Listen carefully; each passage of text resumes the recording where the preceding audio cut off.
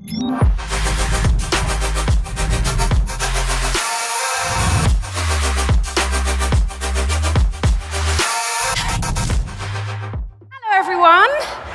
and a very good morning to Nordic Business Forum 2023. Great to see so many of you here in Helsinki.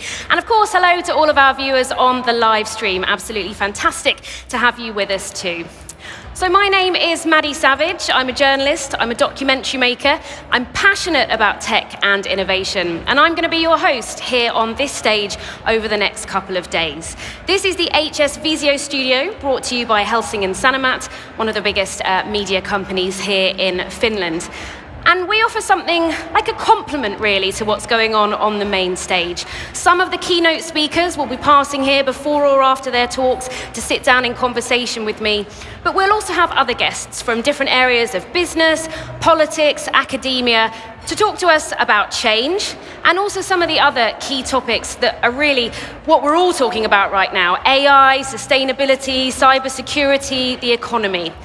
And we want you to be part of the conversation as well, of course. So you can send in questions to us here on the main stage using the event app. Just look for the Q&A tab there. You can also use the platform Slido. You just need to go to slido.com and put in the code, which is nbforum 2023. Innovation is going to be our topic with our first three guests of the day. And in a couple of moments, we'll hear from Katarina Stackelberg from the consulting firm Knowit. We're also going to have Antti Vassara from VTT, the Technical Research Centre of Finland. But before them, our very first guest of the day, he's visiting us from Estonia, and he's passionate about helping startups, scale-ups, and corporations with innovation. So please put your hands together for our first guest this year, Siim Lepisk from NetGroup.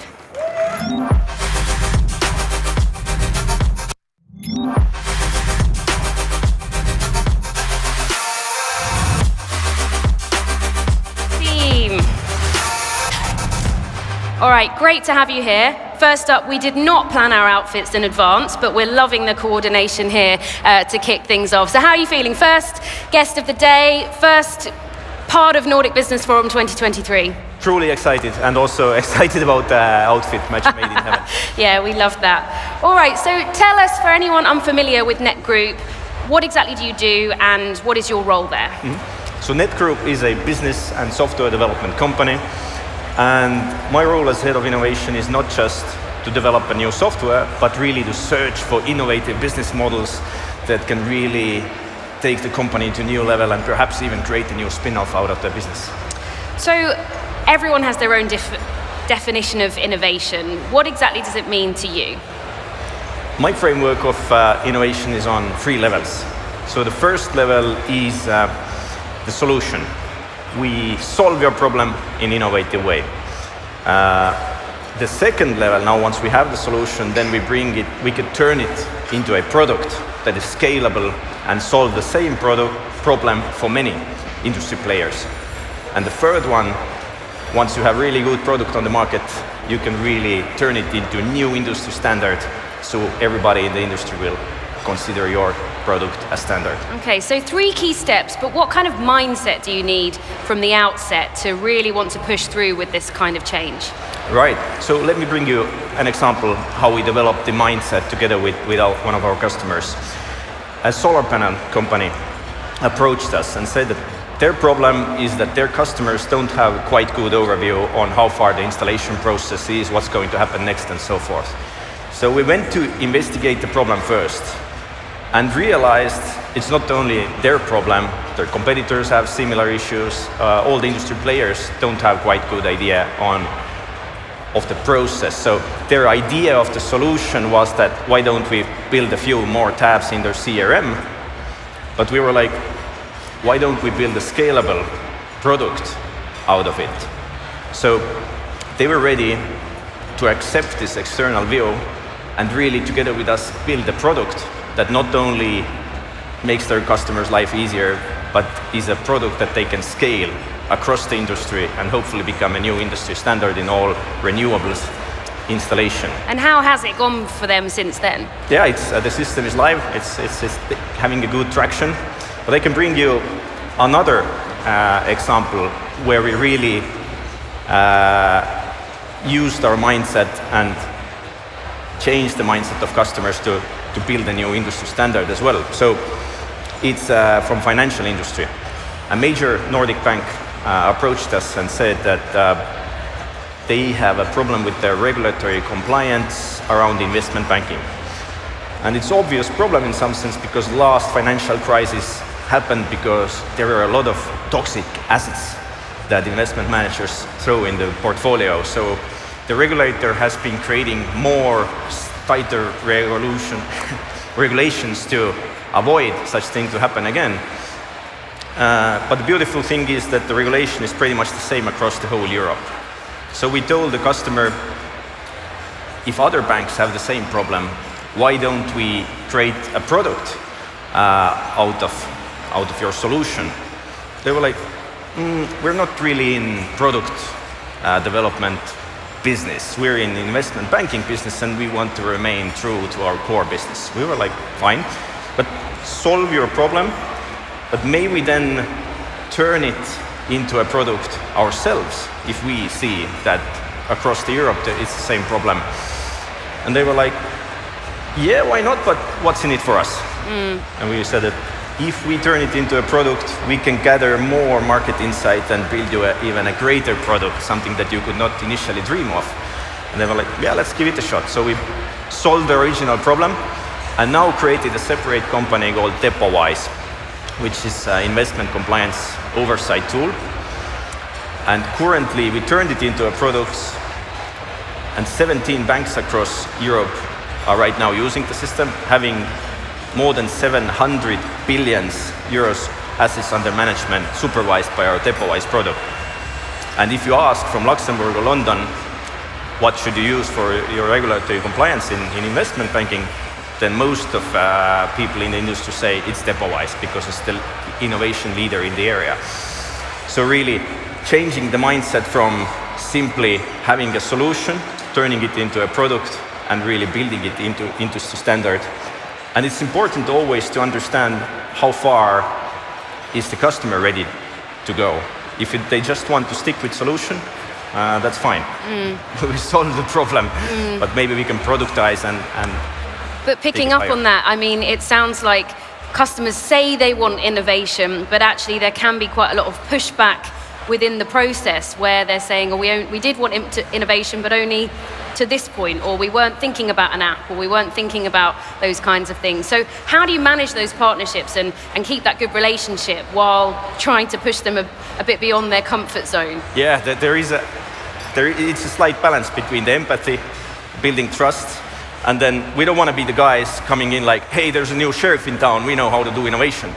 That's, no one's gonna act on you. If new boss comes and says that these are the rules, then it's very hard to start acting according to these rules, although they might be very smart rules.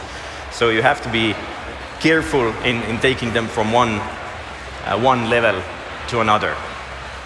You explained a little bit about how you kind of have a set model for each client when it comes to developing innovation. Tell us a bit more of that. Is there ever a need to move outside it, or is it something that you find is great to have a structure? Yeah, definitely. If I asked you whether it is important to do the right things or to do the things right, both, let's try this. Is it more important to do the right thing? Yes, I see hands. But to do the things right, in the right way? It's like 50-50, both are right. But my answer is that first you have to do the things right to figure out what the right thing is. What is the real problem worth solving? And then you again have to do things right to fix the problem in a right way. So it's definitely a very methodological approach. And oftentimes in your house, who feels that they have super innovative company, that they're the innovation leaders? I see 2 hands. I think a lot of them are from your company. They're wearing the same sweatshirt. there is some room to develop, right? And oftentimes that external perspective is that what really adds you the thinking different mindset. So you would want to include some external view to build, to turn your okay innovation to a new industry standard. All right, thank you. We're starting to get some questions in from the audience, which is super. I'm hoping you might be able to see the one, or if I just deleted it. Classic technical hitch. The question is, can you share an example of successful innovation initiatives you've been involved with and the key factors that have contributed to their success? Sure. As I said, the solar example, then the DepoWise was super amazing. And I think one thing to keep in mind is to have a founding team of both business founder and technical co-founder. And the technical co-founder is not just the one who executes on the business ideas, but can really bring something new on the table as well. So whenever you search for your own team member or someone from outside, really think that do the tech guys have the disruptive mindset as well? Have they done any, are they eating their own dog food? Have they done any sort of spin-offs or remarkably innovation before? And then one thing that often people tend to create a mess out of it is equity or sweat equity relationships, that how to slice the pie. But I would say before slicing the pie, it's also fine to agree on a pilot project and deliver something that really works, and then see how you're going to slice the pie after that. All right, one more question. How do you envision the integration of artificial intelligence, and what ethical considerations should organizations prioritize as AI continues to evolve? That's another audience question. Mm-hmm.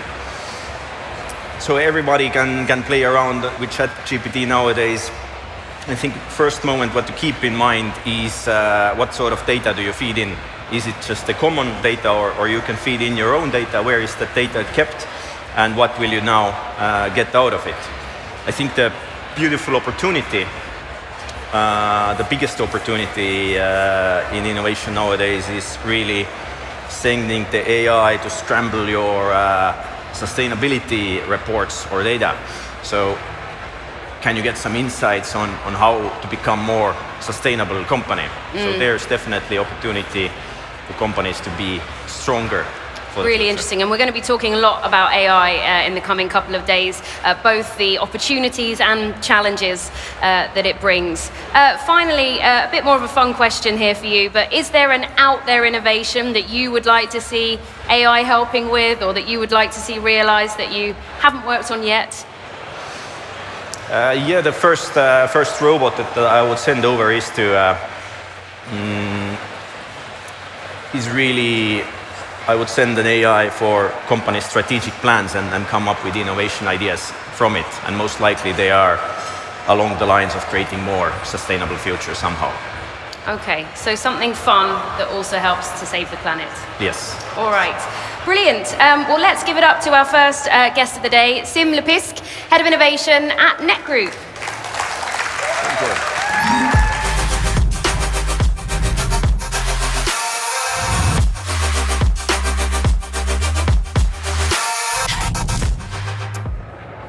All right, thank you very much to everyone for sending in those first few questions. We'll endeavour to get more from you to the rest of the day's speakers, so do keep them coming. We are going to stay focused on the topic of innovation with our next guest. She's been a founder, she's been a managing director, and she's now currently working in digital management at the consulting firm Knowit, and she's chair of the board for Alma Media. So please put your hands together for Katarina Stackelberg.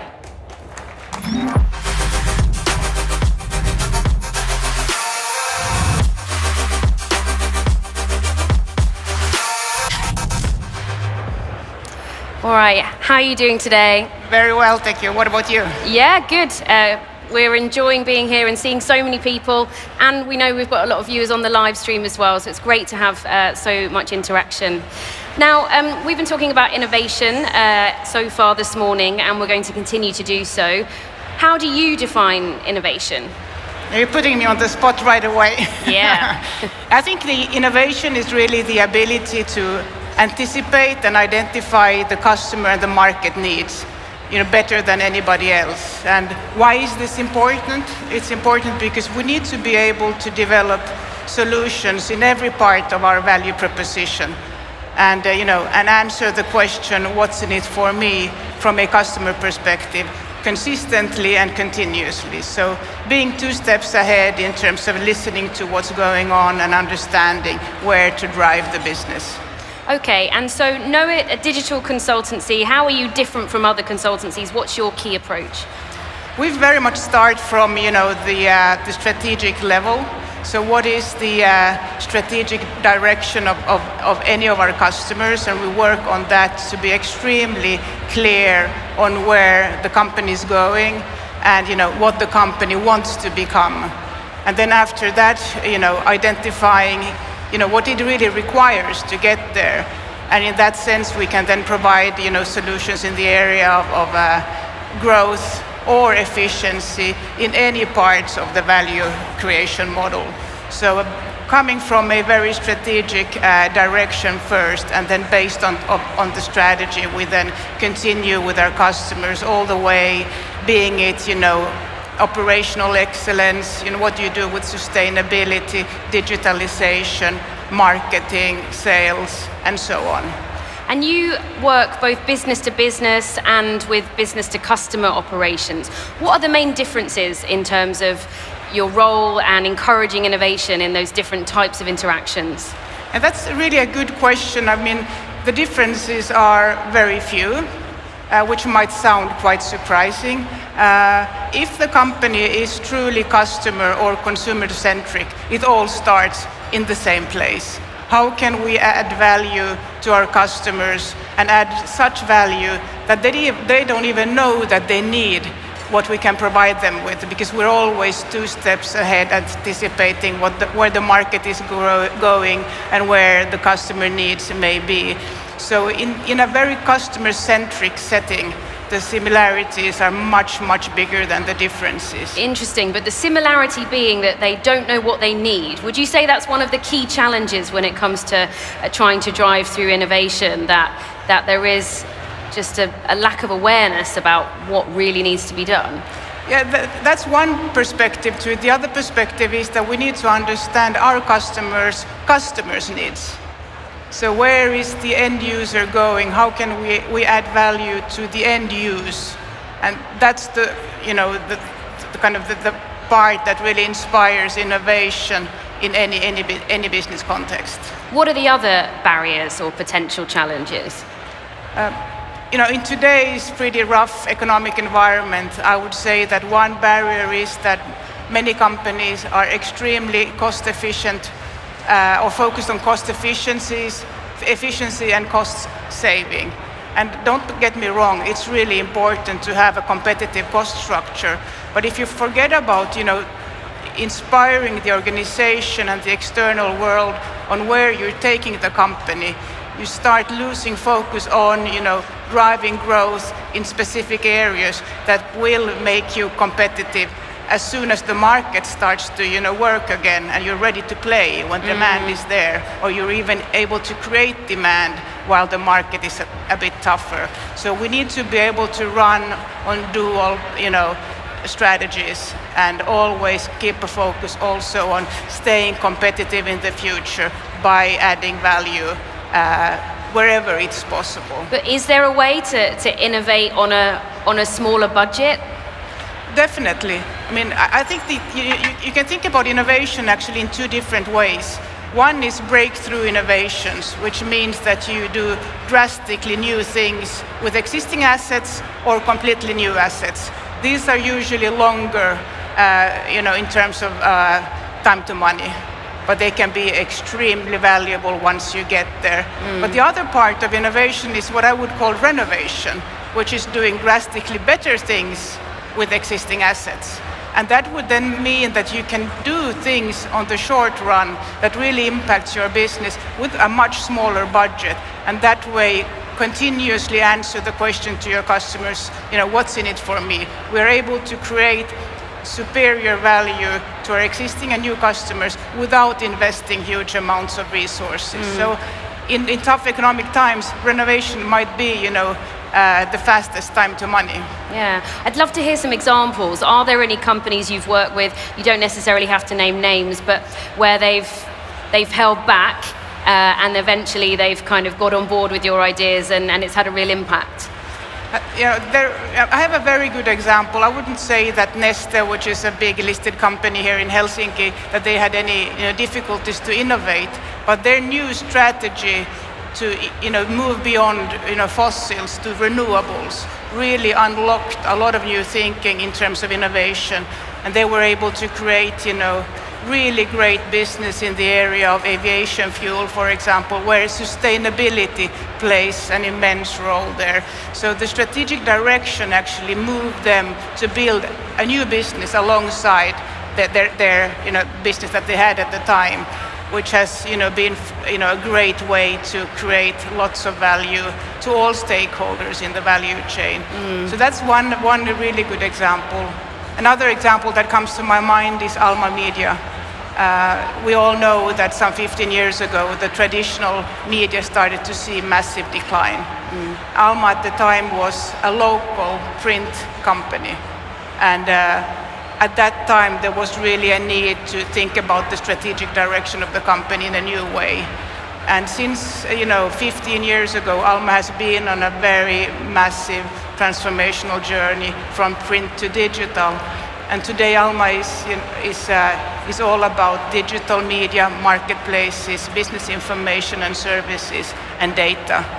And out of all, the total revenues, around 80% is digital, and 50% of profits are coming from international markets. So I think Alma is an example of a very bold strategy forced by the decline of the legacy business, but at the same time a good example of how you run through a transformation of this magnitude during such a long period of time. I mean, you're on the board for Alma Media now. We should be transparent about that. But I mean, where do you see the media industry going next then? There's still a lot of disruption happening now with AI, with voice tools. Yeah, it's going to become much more advanced. It's going to be all about advanced platforms. Artificial intelligence will play a big role, not only in the customer interface, but also in the back end of the business. So I see this really as a big opportunity to really step change in the area of bringing new to the market and combining what we have already in a new way. What kind of leadership is required, either from on a board or managing a company, to kind of drive through this very disruptive type of change? I really believe that it all starts from a very clear, larger vision. Where do we want to take the company? And to be very articulate about that. But that's not enough. We need to also have clear milestones on, how to move towards the direction that we want to go. And in addition, we need to have a very, very flexible strategy or strategy process for the shorter term, as things are changing so quickly. So strategic flexibility is very, very important on the shorter term. And then, of course, to have clarified, what are the critical focus areas, must-wins, and then to delegate and empower the organization to act. What about local ecosystems and collaboration? I'm thinking the Nordics are well known for that, but this is a time where everyone's trying to get there first. Everyone's trying to sort of see ahead and have a crystal ball. How relevant do you think those systems still are or need to be? They are extremely important for us in the Nordics. We are all small countries or small markets, and we've been used to collaborate from the get-go. Our culture is very inclusive, low hierarchies, and very straightforward. So we are brought up with a mindset and a culture of collaboration. And you think that will continue? I think that will continue, definitely, or even strengthen. That's good to hear. I'm going to end with a bit more of a fun question for you. I've been asking ChatGPT for some of these fun questions, by the way. If you could innovate to create a dream gadget or technology to help businesses to innovate, what would it be and why? I think the dream gadget for me personal would be to innovate something that would make me a better tennis player. Okay.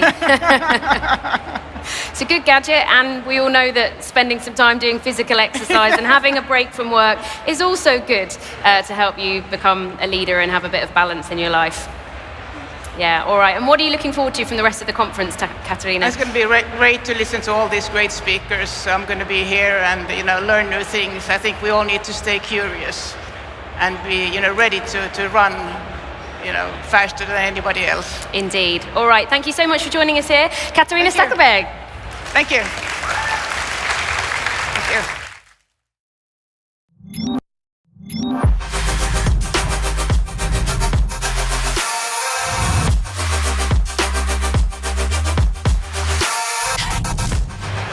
Next up, we're going to be continuing with the theme of innovation with our final guest in this slot before we take a break from the HS Visio stage. Now, he's someone who's had a long career, both in industry and in tech, working for the likes of Nokia, also for McKinsey, and right now he has a role at VTT, which is the Technical Research Centre of Finland. And they're working with some really innovative, new different types of materials. So we're going to be hearing a little bit about that. So please welcome the CEO of VTT, Antti Vassara.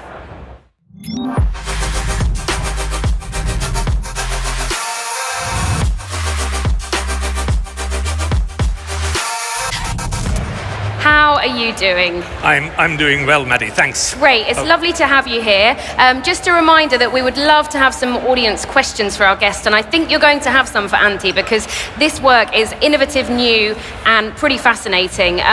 My screen keeps blanking, but when I'm pressing it, it means I'm looking to see which questions are coming in. So for those who don't know much about VTT, let's just start there. Tell us about the research centre and what you do there. So VTT is essentially a research company.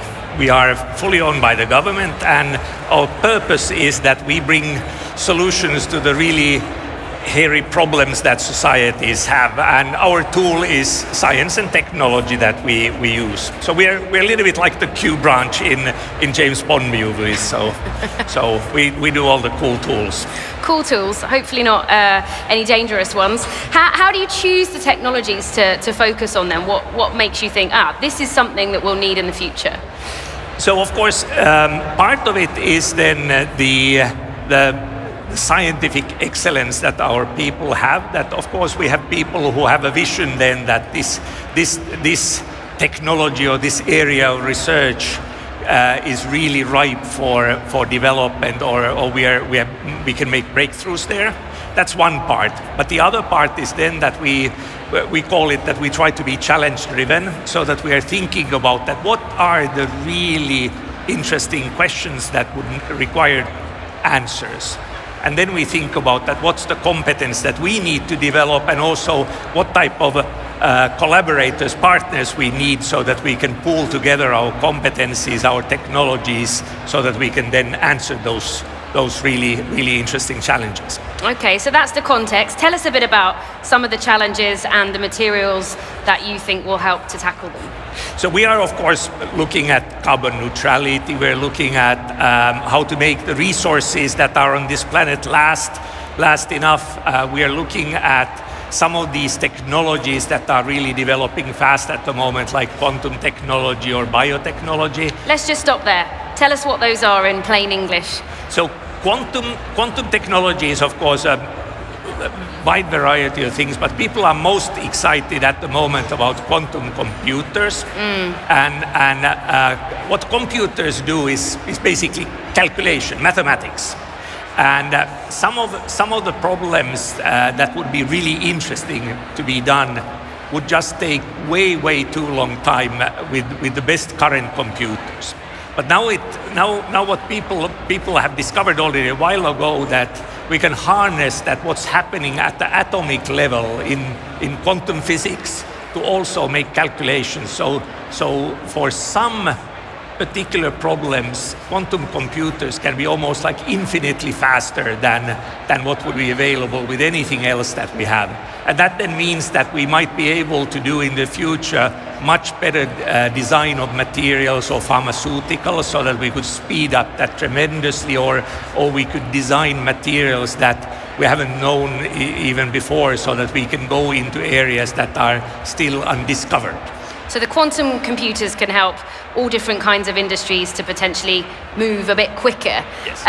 What about the more cellular agriculture? You mentioned that. What's that? Connected to food production? So food is, of course, vital for mankind. So we need food, to say the most obvious thing. But food is also a major source of both carbon emissions, but also reason for biodiversity loss. So we need in the future new ways of producing food that's still delicious and healthy. And cellular agriculture is basically a term that's coined for then that we can produce certain types of food ingredients using biotechnology, so gene technology essentially. And that may sound a bit scary at first, but then that's how beer has been made for centuries, or some of the pharmaceuticals are made. So it's basically the same technology that's used safely elsewhere, but we can also then produce food ingredients like egg whites with that. Okay, so you're not talking about genetically modified vegetables as sort of back in the day. This is a completely new thing where you can develop egg whites. Any other examples? So you can produce the real thing, egg white or milk or coffee beans or these kinds of things, so that it's actually the real thing that comes out of there. But what is different is that the production mechanism is not an animal or a plant, but it's done using biotechnology, sort of a little bit of a factory setting where it's done. And how will that help with sustainability? I'm thinking transportation perhaps, also emissions that might previously come from animals. In many of these examples that I mentioned, the environmental footprint is just a fraction of the traditional ones. And also then that what's good there, that we can use much more varied raw materials, the sources where the food is being made out of, that we can also much better do than the circularity there. Okay, and a third area that I know you're working a lot on is new fibres for clothing. I actually did a piece on this for the BBC from Finland last year. There's quite a few startups in Finland that are leading the way. Yeah, we have a long heritage of working with pulp and paper, which is actually, there are also fibers that we take from the forest. And for some reason, many companies came, and we have been also doing that type of research then, that ways how we can recycle clothing or other types of fibers and then produce basically virgin quality, fresh fibers then to be used again as clothes or any other material that where those types of fibers are useful. So again, it reduces the environmental footprint significantly and also deals with the waste problem that is there. So obviously here there has been quite a bit of investment in Finland in these new types of technologies. Is that happening globally, and what do you think needs to happen to get more people on board with embracing these new ways of working with traditional things, food, clothes, things we've made in traditional ways for a long time? I think that you need to be hungry first of all for the finding solutions to these problems, so that you need to of course realize that we do have big issues as humankind that we need to solve. So you need the urgency, but also then that you need to have the belief that science and technology can bring hope and bring solutions to these areas. And I think that there's a good match here in Finland, that people see that, but also that's all over the world. So people are really excited about these opportunities, which is of course then an export market for us, but also a way that we find partners with whom we can pool together our competencies and do great things. We do know that sustainability is a very important issue for a lot of people here, and I'm sure for a lot of you watching on the live stream. So if you have any advice for companies that are hearing what you're saying and thinking, I'd be interested in investing, I'd be interested in learning more, what are the next steps for them?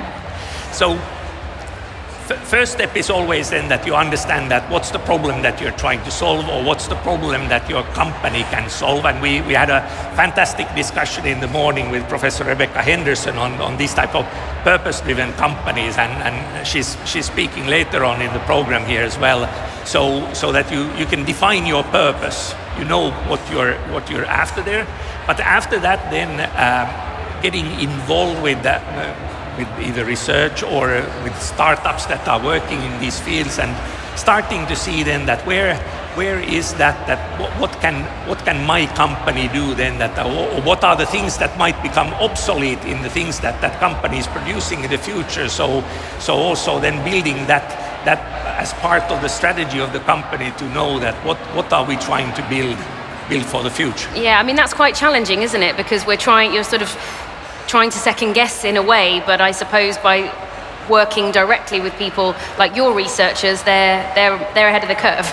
It is a challenge to get started, but I think that the rewards are going to be fantastic in these, because the world is so much in need for solutions that truly solve some of the issues that we have. So I think that the market is going to be demanding for these types of things. Are there any other startups you've got your eye on, either here in the Nordics or elsewhere? So we have there are a lot of startups working in these areas of carbon neutrality and new materials.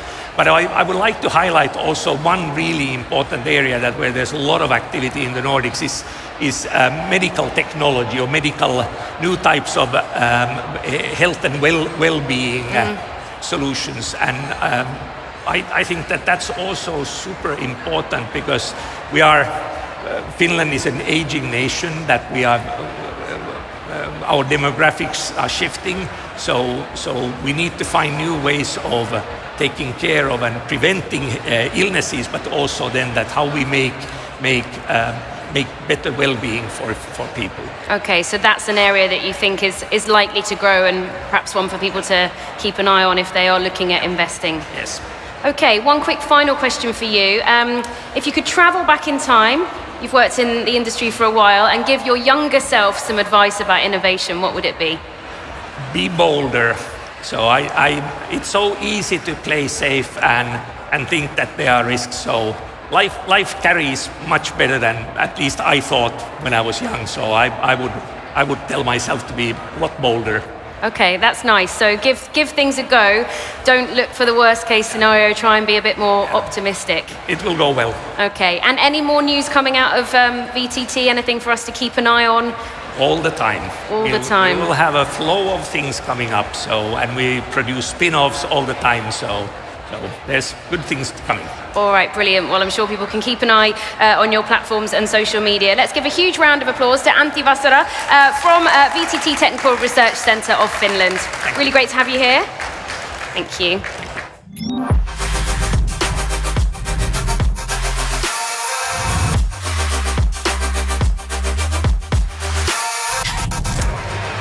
All right, well, that's almost it from the HS Visio stage for now. I know that a lot of you who are here in the main hall, moving on to look at the main stage. Hello to all of you still watching us on the live stream. I'm going to tell you a little bit more about what's coming up from me later on, so that you can mark it in your calendars.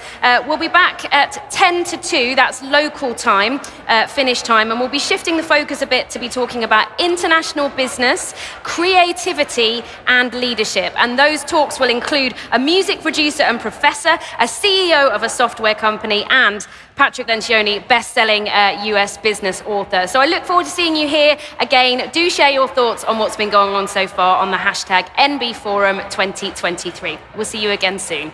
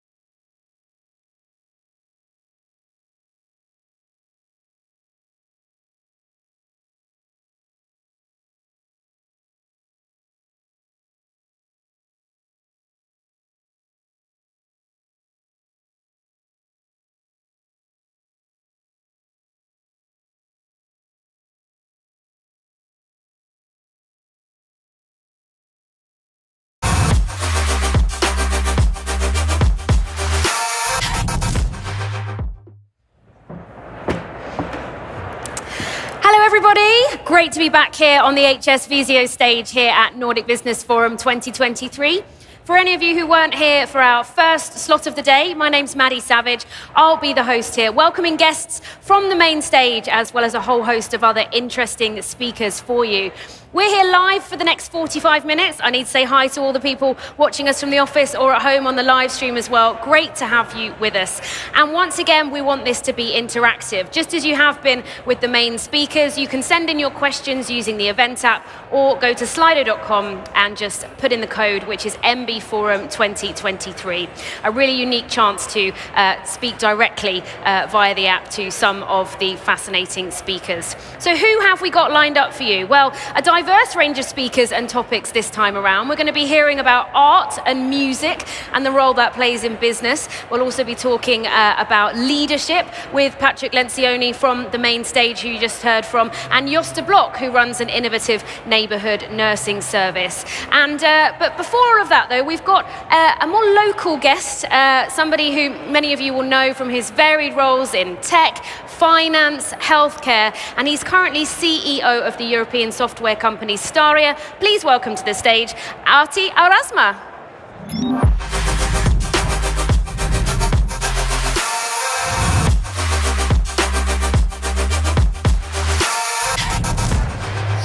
Hi Arti. Hello. Got a fan club in the front row that the live streamers won't be able to see, but just to say that was a very cool welcome. So Arti, thanks very much for joining us. Thank you. Before we get started, just tell us, for anyone not familiar with Staria, the background to the company and your role there. Yeah, thank you. Great to be here. So Staria, we want to be the most trusted navigator of growth for our customers. And how we do that, we provide a growth platform, which includes financial infrastructure, ERP systems, related systems on the round. And then what we are known of is our global accounting, global payroll services. So we provide global accounting to now more than 40 countries, serving dominantly internationally growing customers. So we are today more than 500 of us and sort of more than 20 nationalities working across the globe. Yeah, incredibly global, and we've got quite a global audience here at Nordic Business Forum as well, one of our most international lineups as well, and I know a lot of you watching on different time zones on the live stream as well. What do you think it brings to Helsinki and to Finland to have these global perspectives represented? Well, the Nordic welfare state, including Finland, has always been based on international trade. We are small countries in the middle of nowhere, so without international trade there wouldn't be a welfare. And for that reason, obviously, so it needs to be an international audience. And all this has been catalyzed even further by internet, and now even boosted further with AI and everything. So markets are global. So for us, the only way to survive in this world is to operate internationally, operate globally, find our niche markets. And that's why, I mean, all the Nordic countries needs to be very open and international societies, and it's great to be here with such an international audience. It's not that common for most companies, though, to start out globally. A lot will start out locally, nationally, and then want to grow. But in the current landscape of economic challenges, I know there'll be a lot of companies that want to grow, but are perhaps a bit more cautious about that next step than they might have been otherwise. Yes. What would you say to that? Well, in today's world, all the competition is global, like it or not. I mean, even if you decide to operate in a domestic market, you'll be facing international or global competition because, let's face it, through sort of the latest technology, all the businesses are becoming tech-driven and hence more global. So it's sort of either you grow or you die, and hence sort of if you want to play in this play field, it's probably better to have a proactive role, and especially in a small market like Finland. I mean, when you grow, quite soon the border starts to sort of limit your growth opportunities, and hence sort of international growth is becoming more and more vital, not just an option, but really sort of a mandatory requirement for a larger number of companies. And you know, it takes guts, it takes focus, it takes control, but it's also sort of a great opportunity. Yeah, so a great opportunity, but what are the common challenges aside from external factors like a shaky economy? Well, oftentimes we probably tend to overestimate our strengths and sort of superior customer benefits. When you go abroad, it's not good enough to be slightly better than the competition. You need to have something superior. And then that relates to second challenge, that's the lack of focus. Because oftentimes when you operate in a small market like Finland, you tend to expand to different fields of business because that's the way how you grow in a small market. But when you start to grow internationally, you need to have a crystal or laser clear focus on selected customer segments, on selected offering. And then sort of third thing, which I think is absolutely vital for us Finns. I mean, Finland is a very open society where we trust each other. We trust each other because we know each other. And I mean, as they say, Finland is not a country, it's a country club. And in that sort of environment, it's easy to trust each other because you know if you do something silly, everybody will know about it. It's different in a more global setting. And for that reason, even though I firmly believe in a completely open culture, you need to build the needed mechanisms and structures to have the data available so that you can build a culture of trust. And oftentimes that's sort of neglected from our side when we start internationalizing, and then there could be sort of challenges. So there's the work culture, the business culture, but what about interactions with customers? You must have to approach branding perhaps in a slightly different way for different customer bases in different markets. Oh yeah, I mean, well, I think that there are two different angles to it. First of all, you need to have laser crystal focus on sort of offering, what you actually do. But at the same time, it hasn't changed. Even though when you act global, you need to act local. So sort of the needed level of localization needs to be there. You need to understand the local competition, the local customer need, and that's why you need to have sort of business design. But typically the business design is made on top of a business platform that needs to be scalable, that needs to be sort of robust enough. So that's why you end up typically into matrix organizations where you have strong countries sort of representing the customer, the local needs, but then at the same time, very strong platform on a group level to make sure that you can actually scale effectively. I always love to hear some best case examples. So are there any Finnish startups that you think have managed to grow internationally really well in recent years that sort of we can hold up as an icon? Definitely. I mean, if we start sort of just looking at our customer portfolio, there are a number of cases. First one that comes to my mind obviously is Volt, which is a well-known brand. They've done their scaling up already, operate across 26 countries, really sort of bringing the city to the pocket. But I also would like to focus more and more on the newcomers that we have the great pleasure to work with. And what is sort of so interesting about these times when we are talking about the difficulties that there are still sort of massive pockets of international growth, and we are seeing that more and more in sort of green energy, AI, quantum computing, and one company that I'm following really closely right now is a company called Coolbrooks, sort of one of our latest additions to our customer portfolio, doing marvelous stuff. So we are going to hear more about them soon. What is their sector? Tell us a bit more about them. Well, they are actually sort of electrifying sort of all sorts of industries. I mean, so high tech, but it's going to sort of provide massive energy and carbon savings globally. So that's a company to follow. Okay, one to watch. I want to talk a bit about Staria's growth as well. Sure. You've got some, I mean, they are incredible numbers. This year, you're estimating to grow by almost 40% with a revenue of 50 million euros, 180 new employees this year. You've only been at the company for a couple of years, but you've obviously played a role in this. What are the pillars of the company's growth strategy? Well, I mean, collaboration, working together, working as a one team. I mean, we heard just a moment ago Patrick Lencioni talking about sort of functioning teams. It's all teamwork. Growth is a team sport.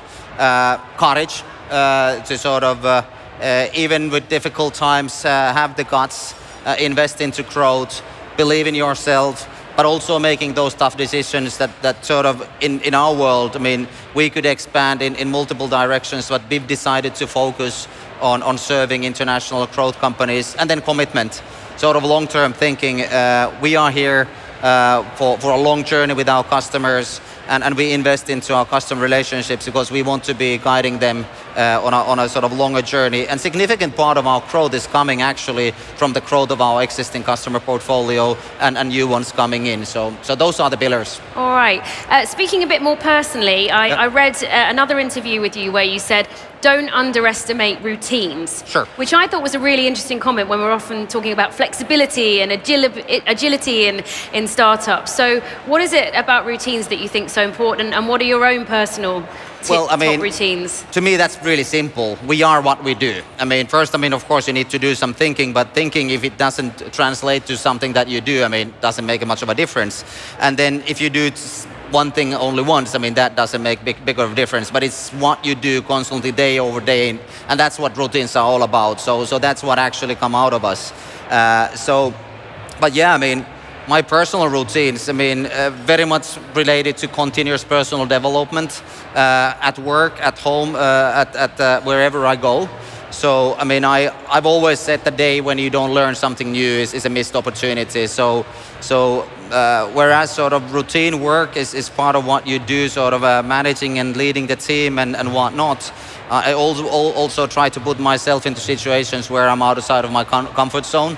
Like here, maybe? Huge audience. Yeah, coming here, yeah, so that's one of those things. Try to learn new skills. I've combined my sort of long-term passion related to long-term sports to my other passion being reading books. So today I listen books and listen podcasts while I run. And then sort of I'm addicted to Duolingo now, so trying to learn new languages. So wow. That's it, yeah. And fitting all that in while being a CEO. Yeah. Congratulations. Thank you so much for joining us here. Arti Erasma from Staria. Thank you.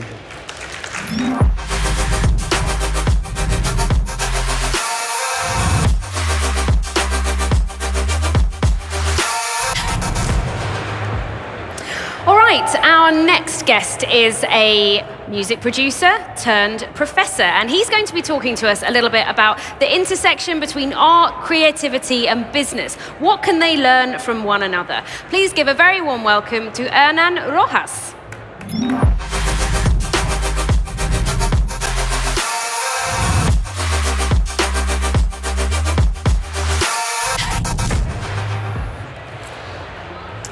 Great to have you with us, Hernan. Now, I gave a brief introduction saying, you're going to tell us about how music and business collide. But, first of all, what are you doing as a former music producer, radio host? How have you ended up in the business conference world? What am I doing here? First of all, Nina Fu, who's here, invited me, and we're doing this project that has to do with music from Finland in Latin America. And also the power of art in transforming business. I've been my life, in the music industry, but I'm always trying to combine the two worlds, the art world and the scientific world, technology and change, So that's always been in my mind, and that's why I'm here. Plus the fact that Finland has always been, ahead in technology, and I believe that if we can give or add value to its industry, to its society, education, art can once again make a difference and take Finland once again all the way up, like happened with Nokia. All right, let's talk about the specifics then. How can art and music be helpful in the corporate world? Well, we have to go to the beginning of our species when 200,000, 300,000 years ago, when the most important aspect of what makes us human, first of all, the sound expression, the body expression, together with this thing called creativity, made the difference on who would survive and who would not survive. If your clan, your cave was not able to sustain communication and be creative, you wouldn't survive, right? And once again, that musical component, that it wasn't songs, it wasn't pop music, maybe it was metal, guttural metal, was needed to say something as basic as we need to run away from here. If we don't get out of here, and you couldn't say it in words, right? So how would you say it? We would say something like, oh, right? You would do something like that.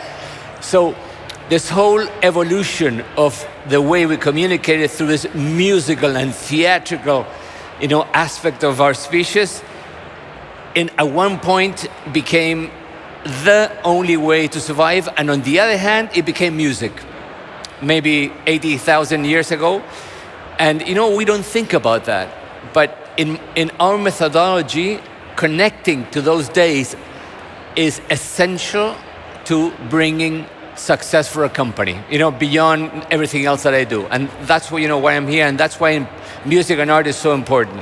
So you're bringing music and art into corporations, encouraging people to be more creative, or is it more at a strategic level? It works in many dimensions. It works on a strategic level, and I'll mention one amazing piece of work we did with an electrical company in Chile. It's the most important electrical company that they needed to do a transition from dirty energy, cold, to clean energy. And so what we did is we integrated this methodology based on music and art, but never forgetting that we were working and searching for results in terms of their culture. They had to mobilize their whole company to be able to really work behind the idea that going to clean energy was essential for their survival. Once again, that word, survival, creativity. So, and that's what we did. And I did it, with banking companies, insurance companies, government companies, municipalities. And what actually are they doing? What actually happens, right? Well, I take everyone back to the caves so that they feel what it is like not to have cell phones, language, spoken word, and how important it is, to expand your brain to the max in terms of survival. Survival applied to the 21st century, right? But it's the same thing. Companies need to survive, people need to survive. Through that trip, many things happened inside of you from the neuroscientific point of view, psychological, emotionally. And the most important thing that happens is that you realize that our capacity to articulate communication, our capacity to be creative, is essential to driving a company or any organization. And then suddenly they appear through a time machine, through magic, inside a recording studio.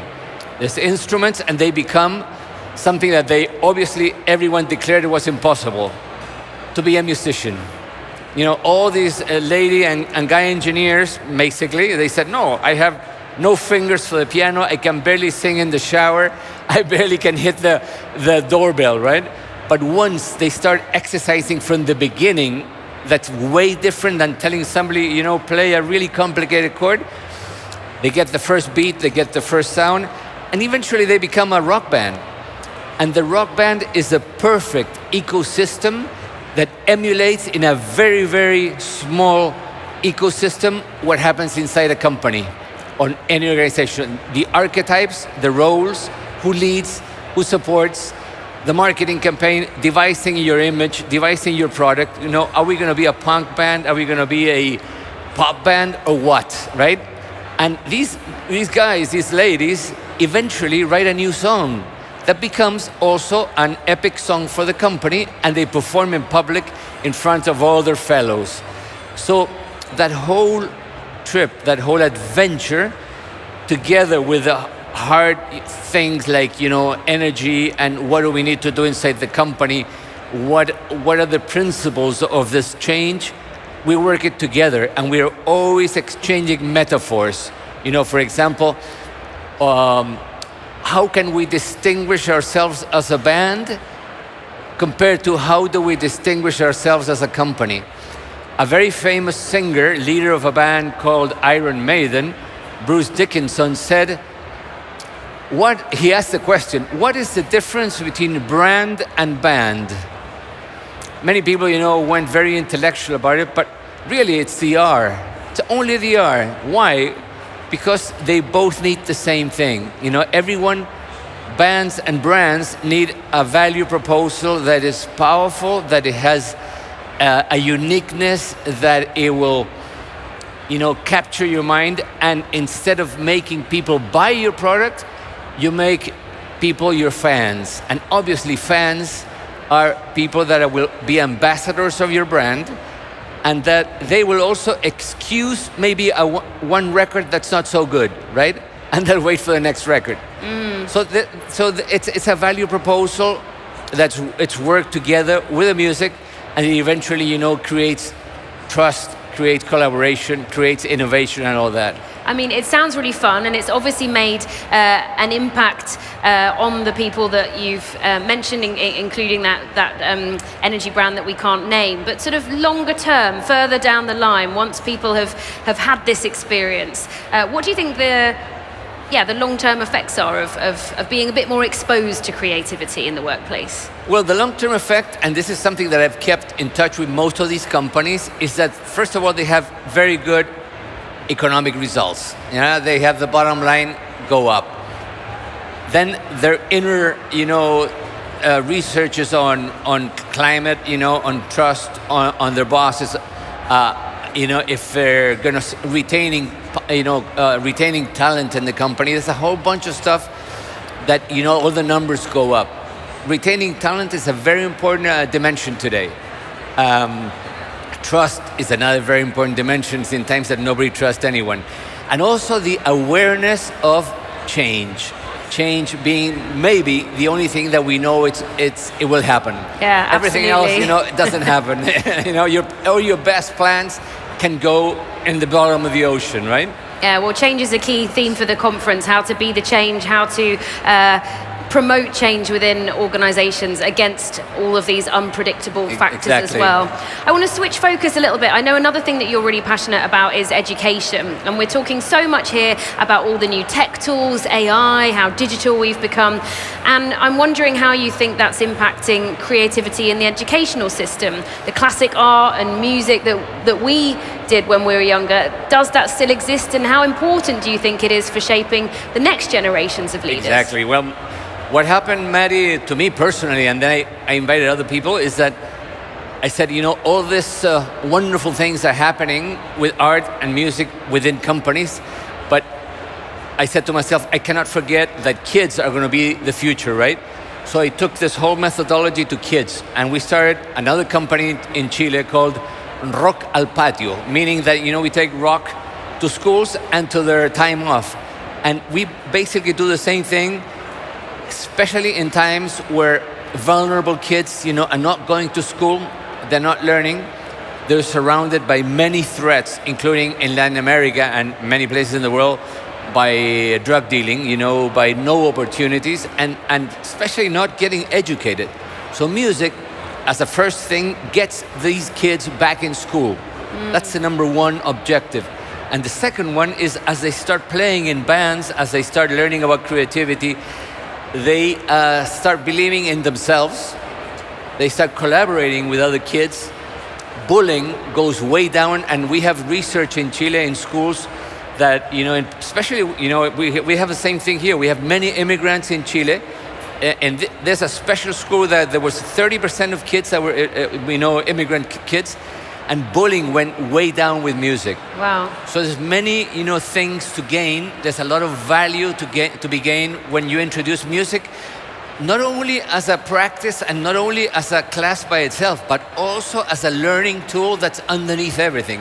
If you don't understand math and you get introduced to music, and that happened to me, you can learn math and you don't hate it anymore. You love math, right? It becomes poetry. So, yes.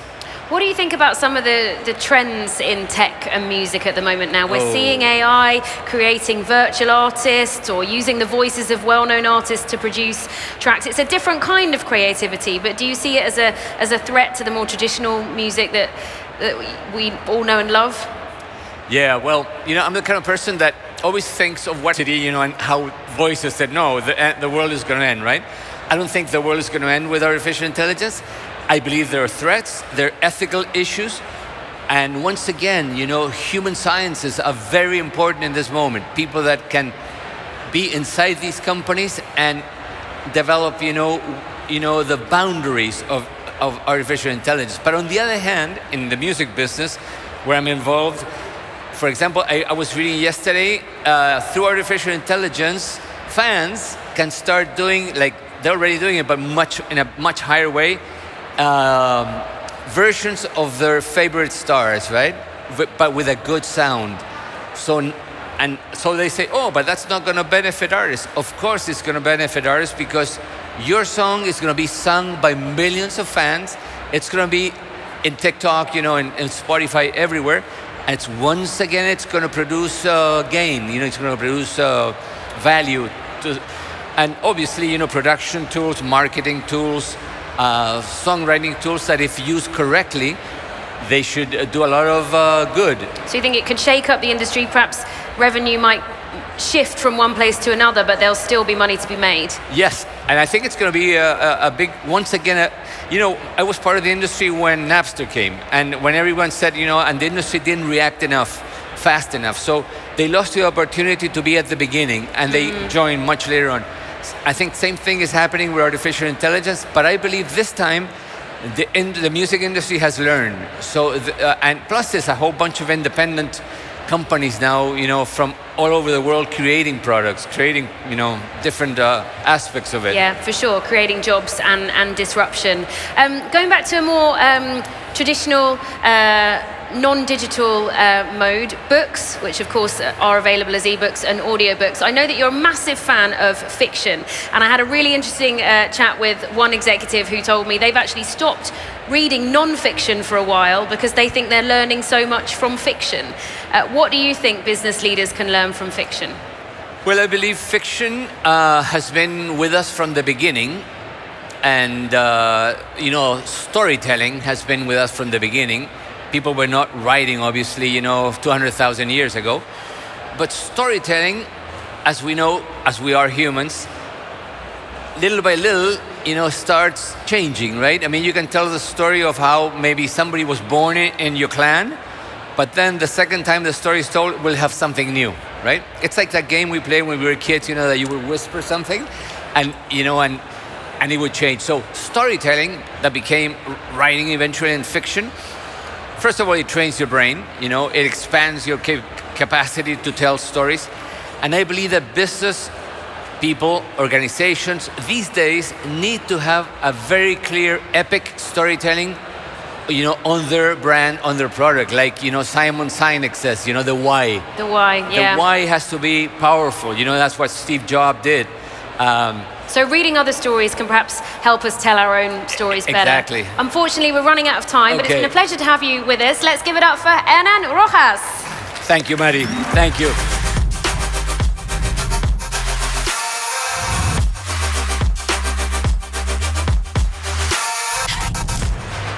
All right, our final two guests are also international, and they're going to be focusing on the topic of leadership. One of them you've already seen on the main stage, Patrick Lencioni, a best-selling US author, and he's going to be joined by Jos de Blok, who runs an innovative neighborhood nursing service. Please give them a huge round of applause and welcome them to the HS Visio stage.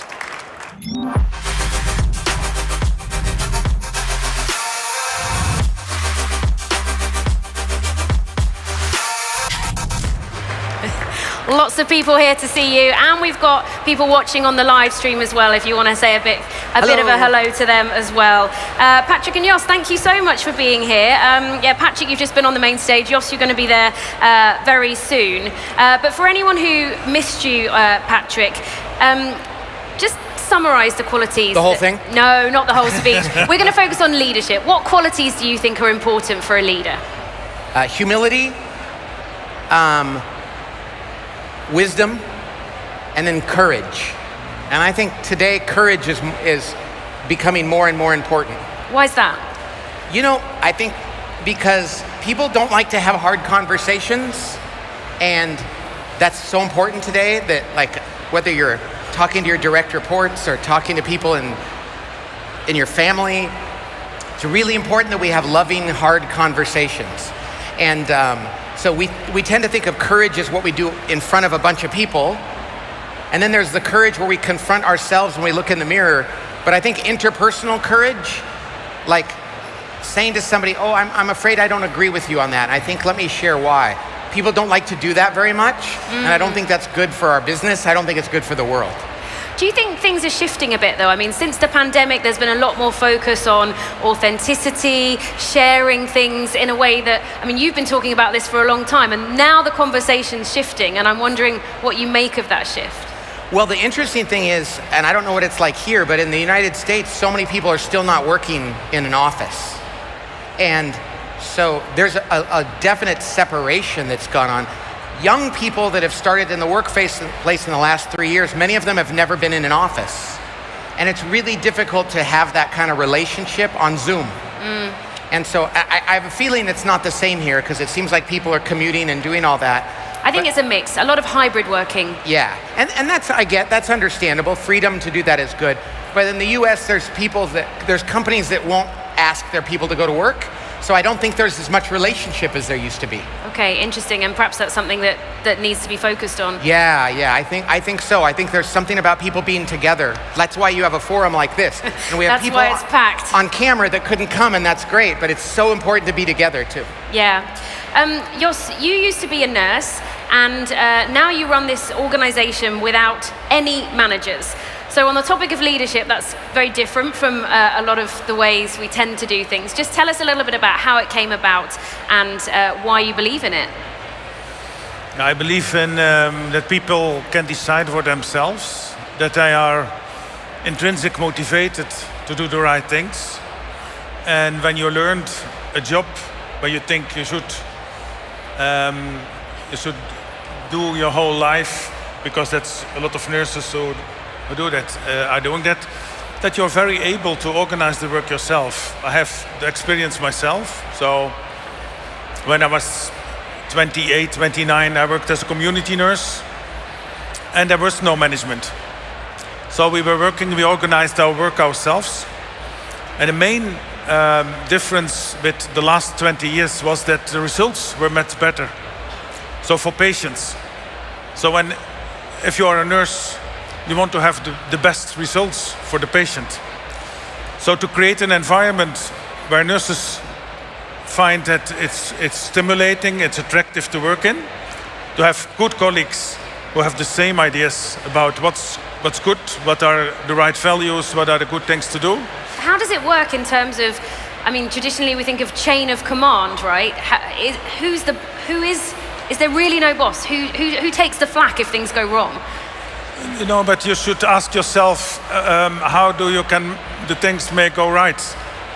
So I don't use the words like command. Nobody likes to command. So it's like an army with a commander. So I think that a lot of people want to be free and feel free and develop themselves in work. So there are just groups. We have 15,000 people, and they work in self-organized groups. The groups are not bigger than 10 to 12, that's the maximum. They have different roles in the team, and they just do their work every day, every year. The routines they're working on are the same throughout the years. So if you focus on the routines and you say these routines are logic, then self-steering works much better than control and command. That's exactly what our previous guest said, the importance of routines. Yeah, Patrick, I'd like you to jump in with your reflections on this. It is more of an unusual model to have it so laid out like that. Yeah, and I don't know the specifics of what he's doing with that, so I can't really say. But what I would say is this: I've always been I don't like hierarchical organizations, but I do like to know that there is some hierarchy at the end of the day, because when somebody has to say that person doesn't belong now, because I talk to flight attendants at an airline, and I go, if one of the flight attendants doesn't work very hard, how do they make their way out of the organization? And who hires? So I do like the idea that I think teams manage each other, peers, but at the end of the day, somebody has to say, I think it's time for you to, we need to make you available to the market. But how often does that happen? Because we see that all these things happen quite organically. People leave? If people don't fit in a team, they feel it also themselves. Well, I do agree. They start thinking about, do I belong here? And then, but it doesn't happen a lot. But then when it's becoming a kind of an issue, then there is a coach Also, there's a coach. There's a coach. Ah, This okay. coach doesn't have a hierarchical role, Right, but they can help the team to solve the problem. right. So, and usually there is a kind of a solution that everybody is consenting. So you don't believe in consensus, I heard. No. My basic idea is based on consensus. So it's interesting. Yeah. And I don't know the specific environment, you know, but I Yeah. think so oftentimes, I don't know what the environment is. This would be a environment- fabulous conversation around a table. It's That's healthcare. why we've got you round a table. It's for healthcare. It's healthcare. So they're all nurses. Oh, so it's all nurses. They're all nurses. They're working, but we have also psychiatrists Right. working in other teams. We But have they all domestic care generally workers. know what they're supposed to be doing, though. They know what they Okay, should be okay, doing. okay. So we have as less as protocols as possible. Right. We don't have KPIs. Right. And so we say everybody wants to do the best possible thing. And if it doesn't work well, it will sort out itself. Jos, So I'm interested to know, has this model been translated to other industries? That's what I was- Have other countries come to you and said, actually, we'll pick this up and try it too? yes, we're working with partners in 30 different countries. Just in nursing or within other industries as well? No, the partners are in nursing, are in healthcare. But we have a lot of other industries like IT companies, banks, a lot of different industries who are, I think they're struggling with the slow decision-making processes in Right. organizations. So if you have this hierarchical process, you have to go through all these levels, and the flexibility and agility of these organizations is I think a big problem. Yeah. So, and if you want to connect with your environment and to connect with your clients, you have to listen and you have to be sensitive for that. And all these layers are more or less an obstruction for doing that. Can I ask, we briefly mentioned remote working. Do you think a lot of the jobs you're talking about are kind of face-to-face, physical healthcare jobs? Do you think it would be as easy to have this model if it's a group of people working together on Zoom or Teams?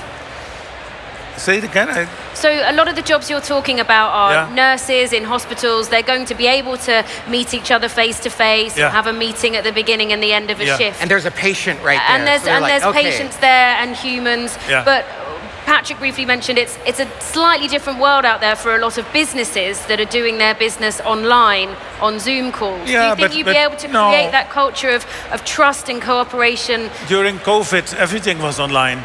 So all the meetings were online. So even the effectiveness of the meetings were even bigger than when they sit together.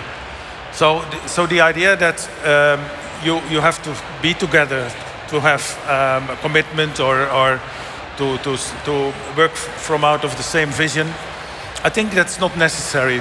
But what's very important is that people, you mentioned the word trust, eh? So trust is the basic thing, I think, for a lot of things. And these people trust each other, but they also have to work based on trust with their patients.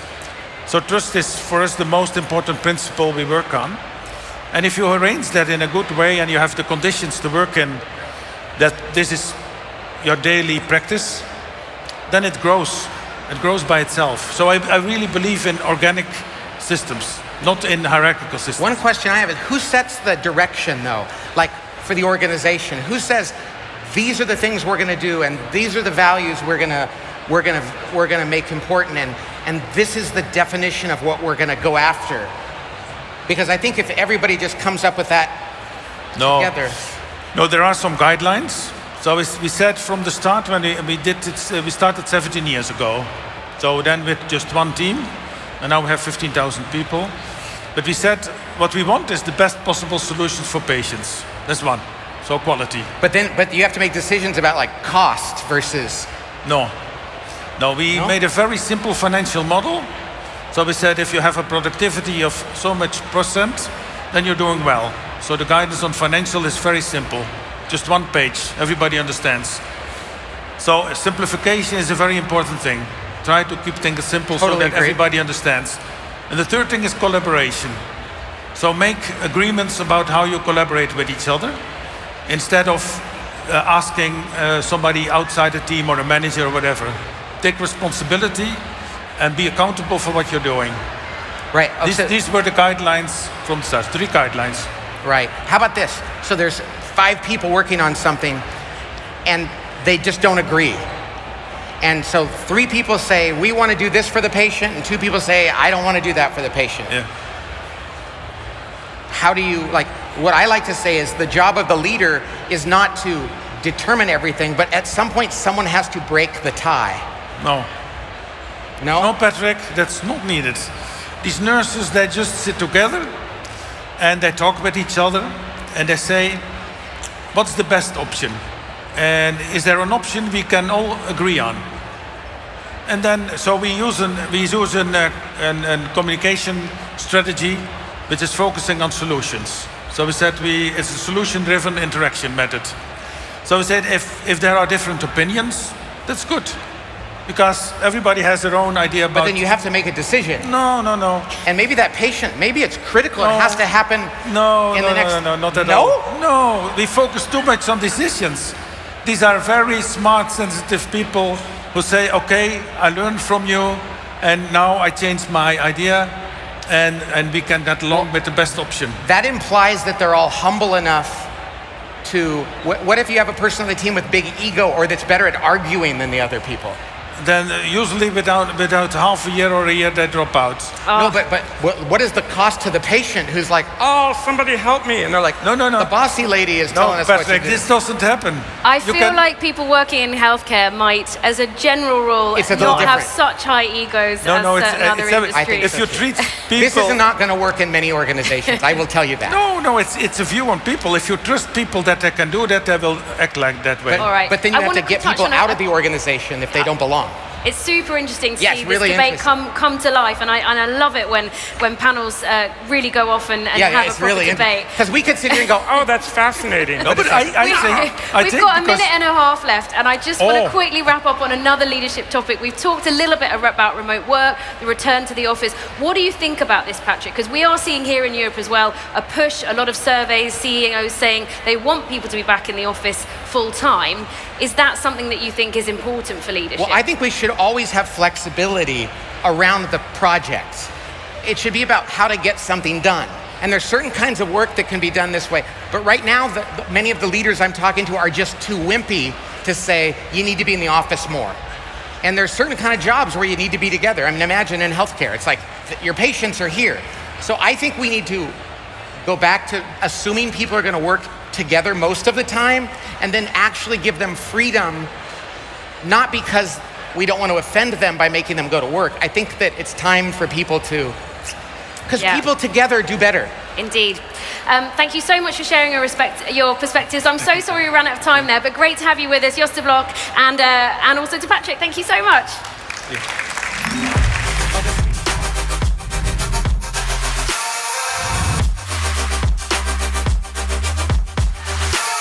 On the live stream, so just going to say hi to everyone there and say that you should join us for our next round of talks. They're going to be focused on sustainability. Check the agenda and come back and do join us again then. Bye-bye.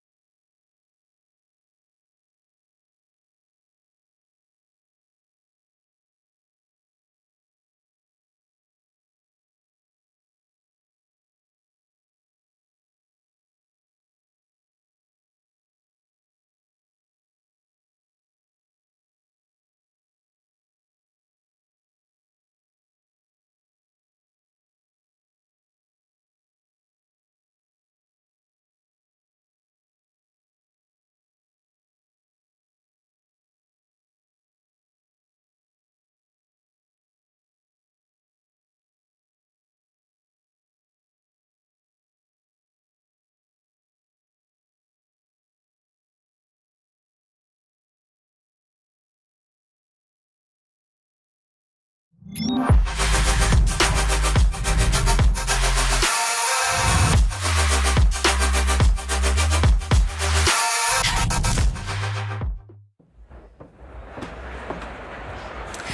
everyone. How are you all doing? How are the energy levels?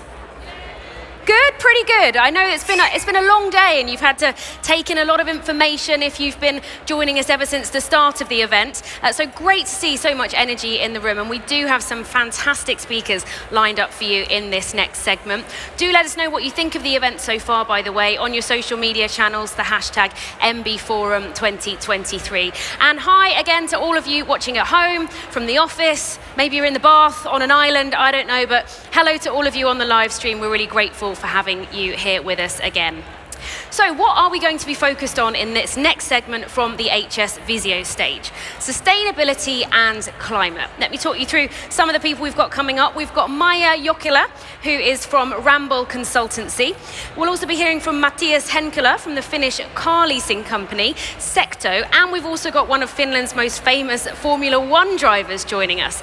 But before that, we're going to hear from two of our keynote speakers. Rebecca Henderson, economist and author, fresh off the main stage, and also Mo Gaudat, AI expert, who will be joining us on the main stage a little bit later. But first, let's give him a huge welcome to the HS Visio stage.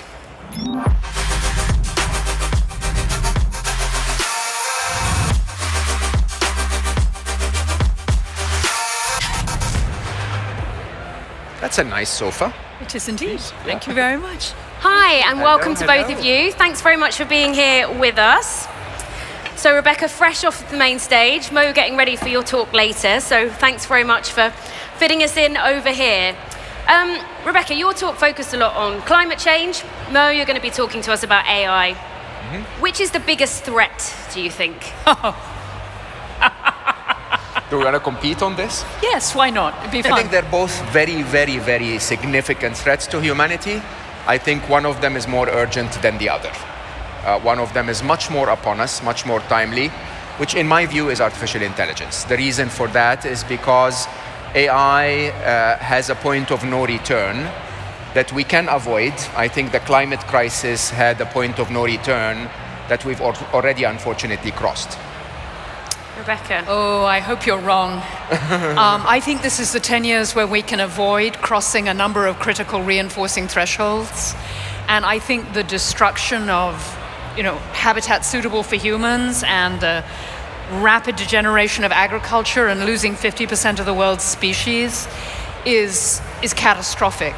I don't know enough about AI, but I think climate change could really radically destabilize the entire ecosystem. Don't disagree at all. And so is something that we must be addressed. And even if Mo is right, we don't know that he's right. And so we should do everything we can to try and make a difference. Yeah, I mean, it's not a competition. We clearly do know that both of them are incredibly important issues. Right. But I'm also wondering, are there any opportunities from AI to help perhaps solve some of the climate issues? So the commodity that we call intelligence is the reason why humanity is where it is today, right? The reason why we have this amazing setup with the technology that's around us is because of intelligence.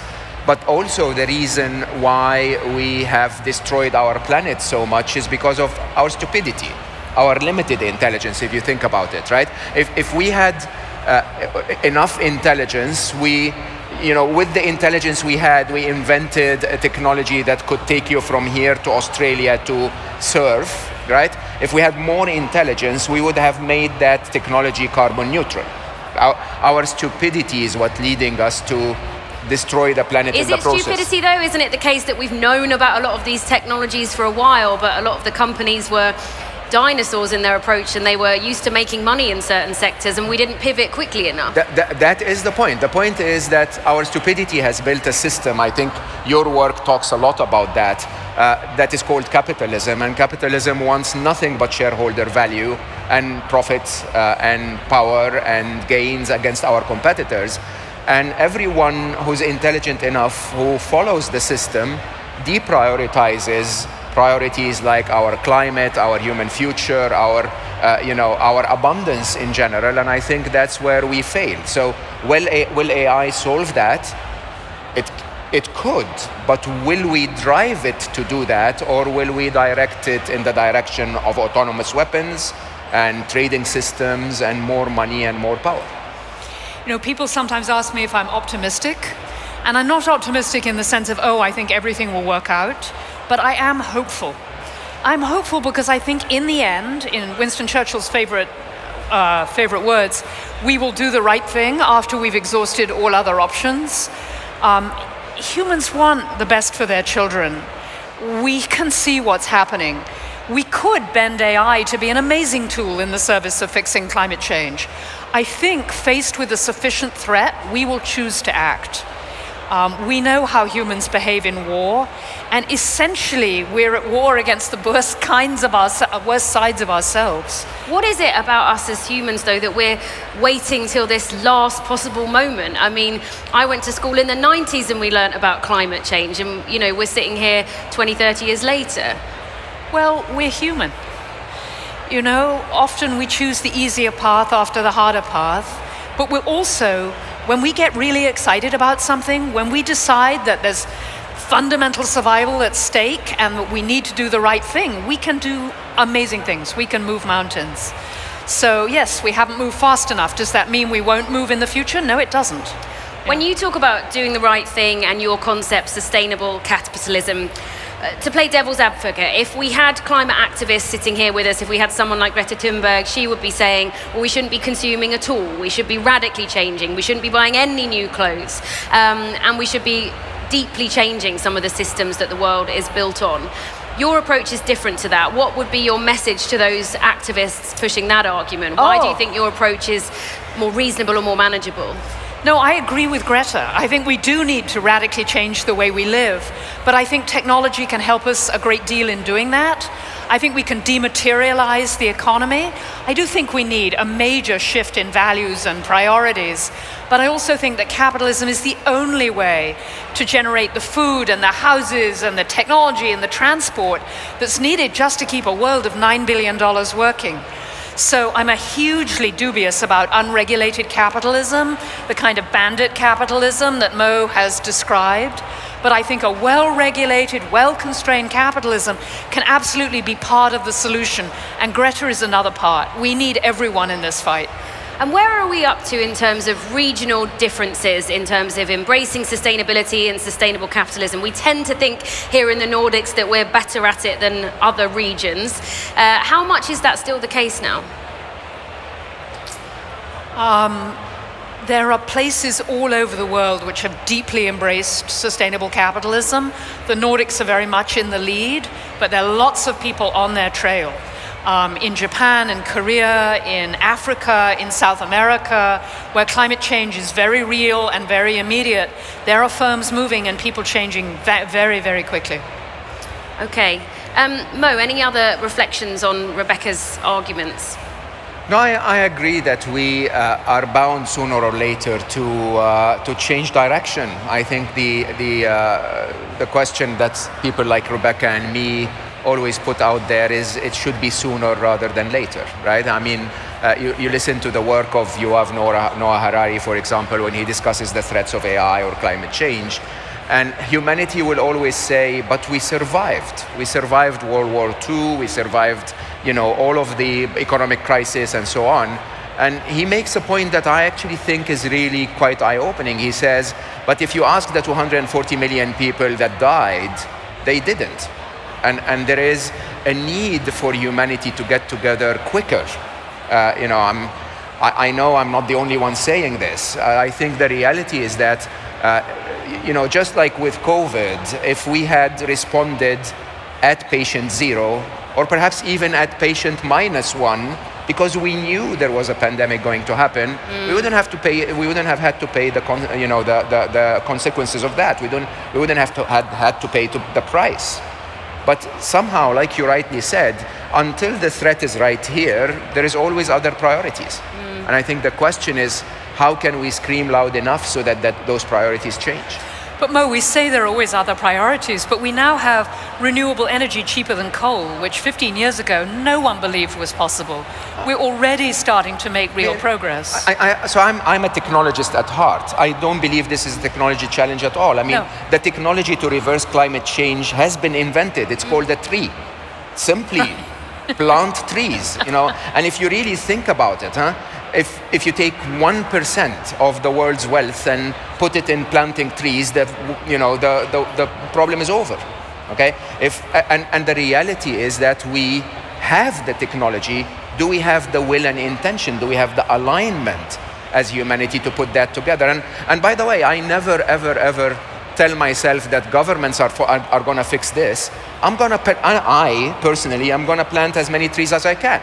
And that's my role played. Everyone sitting here, everyone listening to us, plant as many trees as you can, contribute whatever you can, consume as less as you can, and, you know. Oh, I have to add to that. And push your governments for climate regulation, and push the organizations in which you work to put this at the heart of their strategy. Individual action is important because it aligns us, but it's nowhere near enough to solve the problems we face. So we need as citizens to push all the big institutions to act. And how do you think we can better cooperate on this? Because as a journalist, I cover this topic a lot, and there are thousands of organizations that are working towards trying to cut carbon emissions. But yet, as you say, there's still regulation issues, and there's still the issue of kind of people still doing things in silos a little bit. I wish I had an easy answer for you, but we just have to do what we can do. And it's never too late to act. If we'd acted 15 years ago, we could have spent 3% of GDP. We would have fixed this problem. We've now got a wave of suffering built in, but anything we do will make a difference. So we cannot let the perfect be the enemy of the normal, muddling through, do the best we can. I'm a big fan of businesses adopting purpose. I think if we dropped this really destructive rhetoric that profits all that mattered, and instead focused on building strong organizations making a difference in the world, I think that would be incredibly helpful. And we're so close. That's the thing. This is not distant. This is reclaiming a way we used to think about capitalism until about 1970. This was the way everybody thought about firms. I agree. I think there is I'll add, as we always do, you and I think the way to align human benefit to capitalism is to apply taxes in the direction that benefits humanity. Right? So when I talk about AI, I say that there is going to be a significant loss of jobs in the near future because of the availability of artificial intelligence solutions. Governments may want to tax that in a way that allows them to pay for universal basic income, so that humanity is in a good place. That's something that's already been tested here in Finland. But just to put the other argument, there's a lot of companies out there struggling at the moment with inflation, with the impact of the war in Ukraine, still recovering from the pandemic. They want to be sustainable, but are perhaps not able to prioritize that right now. What would you say to them, Rebecca? So for the average company, they can cut their energy use almost in half on a profitable basis. That is becoming more efficient, insulating your built. Well, I'm not sure this is true in Finland. In the average firms, most people don't pay nearly enough attention to how energy is used, energy conservation, energy planning. All of that is low-hanging fruit, and most firms are not taking it. So I think this is actually an opportunity to go after that when money is scarce. And one final question to Mo. You've got a book coming out soon called Unstressable, the climate crisis alongside the financial crisis. These are external factors that can add to our everyday stress. Do you have any tips for managing how to deal with the external world? After what we just shared, it's actually quite interesting that you ask this question. So the reality is, if you compare stress in humans to stress in physics, in objects, the stress felt in an object is not the result of the pressure applied to it.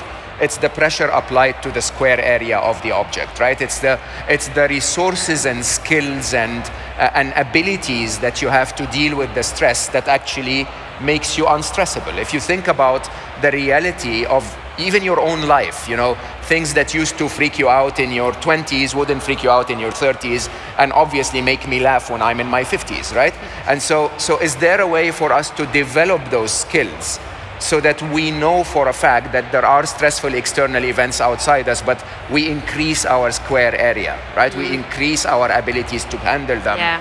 And I think that's entirely up to us. It's not the events of our life alone that stress us. Yeah. It's the way we deal with them that does. Definitely something I need to work on. I'm afraid we're out of time, but it's been wonderful having you both with us. Please give it up for Rebecca and Mo. Thank you. Thank you very much.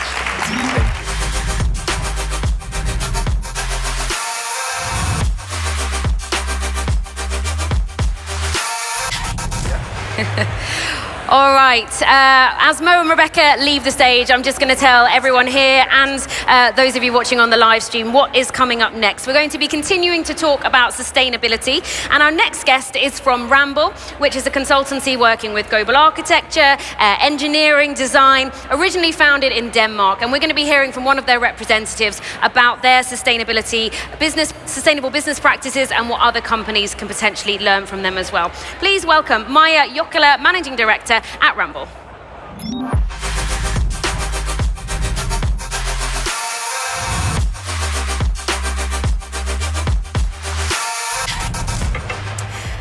Welcome to the HS Visio stage. How are you doing today? Good, thank you. Interesting day. Yeah, very interesting day. Lots of speakers. People in the Nordics likely to be familiar with Ramboll, but we've got a lot of international guests as well. So tell us a bit about what you do and your role there. Yeah, thank you. Ramboll is a global company providing services for many sectors of industry, construction, environmental. We solve the problems related to sustainability most.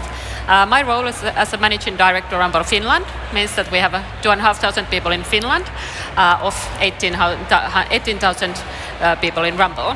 But it's a Scandinavian company originating originated from Denmark. Yeah. Did you catch Rebecca Henderson's speech or much of what she's done today? I'm really interested to get your thoughts on this sustainable capitalism as a concept. Yeah, I think it was really inspiring and actually gave hope, like she actually said. Enjoy and try to do what you can. And what we, for example, my job and what our company does, we are much related to that, because I think when Ramboll has been established 1945, two young engineers wanted to provide really high-tech engineering skills. And in addition to that, they wanted to create sustainable societies. And that's not something that maybe was so high on agenda. No, 1945. it wasn't so on trend after the war. Yeah, exactly. So I think we have really, really good pace on that and to build on. So how do you see that the sustainability conversation has evolved more recently, say over the last 5 to 10 years? Yeah. We all sort of know this is something that we need to be doing, but I'm interested in the companies that you work with. They know it, but how much persuasion do they really take to actually embed it in some of their businesses? Of course, we have really, really different stages in different sectors and different companies. Some have been really forward-leaning earlier also. But I think the sustainability has been something that if you are willing to invest, you will do it. But it hasn't been sort of regulated, and we are moving into that direction. I think it's also good that we need to have those regulations that force companies to move into that direction, but I still think that you will get benefit if you are forward-leaning, and you can actually create business. I mean, crudely speaking, a lot of your clients have been engineering, energy, construction industries that we know are contributing a large proportion of carbon emissions. So how do you deal with those potential conflicts between these types of businesses that want to grow and a desire to be more sustainable? Yeah. First of all, I think we need to develop our societies. We need to build, we need to refurbish, we need to build a new energy supplies. But what it means actually in construction sector, for worldwide, we use 50% of raw materials as a building sector or built environment. And at the same time, for example, in Europe, 35% of waste is produced by building industry. Yeah. So there is a bit of a imbalance in that. What it means that I think we will move into diminishing usage of raw materials. We need to move into circular business much more, and also rethink that when it's actually really, really needed to build something.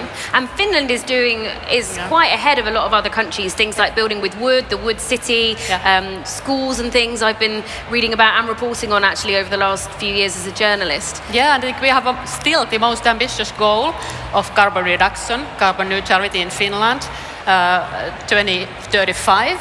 So that means that we will have a lot of opportunities to find new solutions. And that's actually something we also see, that we need to, as the leaders, as managers in Finland, we need to spread that knowledge and use it more globally also. Since, as we were saying, we know that most companies know that they need to do something, there is a lot of greenwashing around these days. So how can companies that are genuinely committed to sustainability kind of prove to their customers and clients that it's authentic? Yeah, I think the demand comes also from employees in a company. Mostly it's just not about clients and customers, but the employees, they want to know what companies actually do. And that's something, I think it's mandatory for us to move into that direction, to have a bit more concrete examples. What does it mean actually? Because sustainability talk might be a bit fluffy, it's a bit abstract, and then people start to doubt. What is this actually? Is it just greenwashing? What I would encourage us as a leader to do, to have a bit more concrete examples. What are the sustainability areas that we can actually address when we can have an impact? It might be carbon reduction, renewable energy. It might be the society. How do we interact with the society? That kind of things. But you're right, I mean, particularly for younger workers entering jobs for the first time, we've seen various surveys showing that they want to belong to companies where they see they're making a good social and climate impact. They want to feel that they're doing something meaningful. Is there anything in particular in terms of bringing in the new generation to the workforce that you think is most relevant here in terms of talent attraction? I think when you see sort of the end result of your work, you can see that, okay, well, it's a bit easier for me maybe to have the concrete examples when we are working in consulting fields in societies. We can actually see that this is the reduction of the materials we use, this is the reduction of electricity use we can have, and being able to show that to our own employees and to the clients as society, I think that's the key. Have measurable assets that you can prove. I think that helps a lot. But yes, I agree, the younger ones especially, they are really woken in this topic. What other challenges do you face in terms of getting people on board or moving through the degree of change that you would like to see happen? I think the biggest challenge is that we don't get challenged enough in a way, or we would also like to cooperate a bit more between different sectors. I heard you talk about the silos earlier also, and that is a bit of a problem. Also when we are thinking about investment decision and things like that, if you are just focusing on your small silo and the investment time of span might be quite short, then we don't maybe make the right decisions. And that's some area that I think we could be better. Let's talk about some positive examples. Are there any companies, startups that you think have done particularly well when it comes to sustainability, and why? Yeah. What I get inspired of is maybe not just specific companies. There are a lot of those also good examples. But sometimes I feel that sustainability is seen a bit of a more like a risk or sort of mandatory thing that you need to fulfill. What inspires me when companies see that, okay, this is a possibility for us, and they want to transfer the business and make new business at the same time. Maybe Neste is a good example in Finland, moving into renewable energy, for example. But mostly it's more like when you have the attitude and right mindset, okay, there's the risks related to sustainability and we need to fulfill the directives, for example, but this is something we see as a possibility, and then go and share the knowledge. I think that's inspiring. How can you as an employee deal with perhaps being in a company or a manager that hasn't quite got that mindset yet? Apart from obviously leaving the company and looking for somewhere else, which comes back to your talent attraction issue here. But I mean, what can people perhaps do from within their organizations? Ask questions, and also really demand the answers, I would say. I love that. We have really smart people, and they ask it, okay, we talked about sustainability, we have that in mission, we have that in strategy. What do we actually do? Not to have the greenwash, just sort of a strategy talk. And they really challenge us, and that's what is really needed, to talk about sustainability and demand that we need to be able to show what we are actually doing. Yeah, so being a bit braver and questioning, is your sustainability or green policy really enough? Yeah, exactly, and we get that a lot, and I really like that. I don't think that we need to encourage young people to do that, if we just give the opportunity to do that. What trends and debates do you think we're going to be focusing on next in terms of sustainability in the coming year or so? The trends, I think, well, of course, carbon reduction is something. Circular economy, definitely. Biodiversity, that's something that's really, very huge. Also in Finland, even though we think that we are so nature-loving country in here, there is like 7 to 10% of our species, they are endangered in here. And what will happen if that amount of species will just vanish? Who will take the place, and what will happen to our nature? And this is, of course, not local. This is worldwide. Yeah, but it's a big topic, particularly as we're starting to think about building with wood, but how does that affect biodiversity? How do you deal with replanting forests in a way that supports the ecosystem? It's such a complex matter with all these different strands. But where do you hope that we'll be in the next 5 to 10 years? Do you believe, like Rebecca, that there's still hope, or do you think we're already a bit too close to destruction? I definitely, we need to believe that there's hope, but not just to believe to have hope. I think we need to act. And we need to start sort of using all the talent that we have. We have solutions. It might be related to what happens in Finland, for example. We have lots of green energy upcoming, wind power, solar power, whatever that means. It means that, okay, we have lots free or very, very cheap energy. What will we do with that? Hydrogen, what's after that? What will happen? How does it change the whole society that we have in here? What's the energy system? Is it local? What are our cities in future? Yeah, some really important issues to raise there. We haven't got a lot of questions coming in from the audience. Please do use the app or slido.com with nbforum 2023 if you'd like to ask more questions to our guests. I did ask ChatGPT for a fun question for you though, and this is what they came up with. We're going to be talking about cars and motor racing with our next guests. What is your favorite form of transport and why? This is easy one actually. It's walking. Excellent choice. I definitely like walking anyway, any time it's possible. Yeah, and it's about as sustainable as you can get, good for the body and mind as well as the environment. Exactly. All right, thank you so much for joining us. Please give it up for Maija Jokela from Ramble, based here in Finland. Thank you.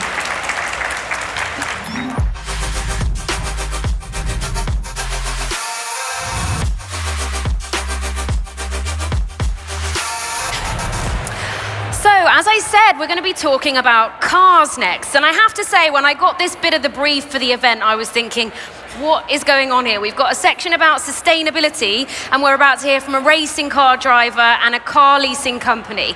But there is a reason behind this, and we're going to find out in just a moment. So please give them a warm welcome to the HS Visio stage. Mattias Henkela from Secto and racing star Heikki Kovalainen.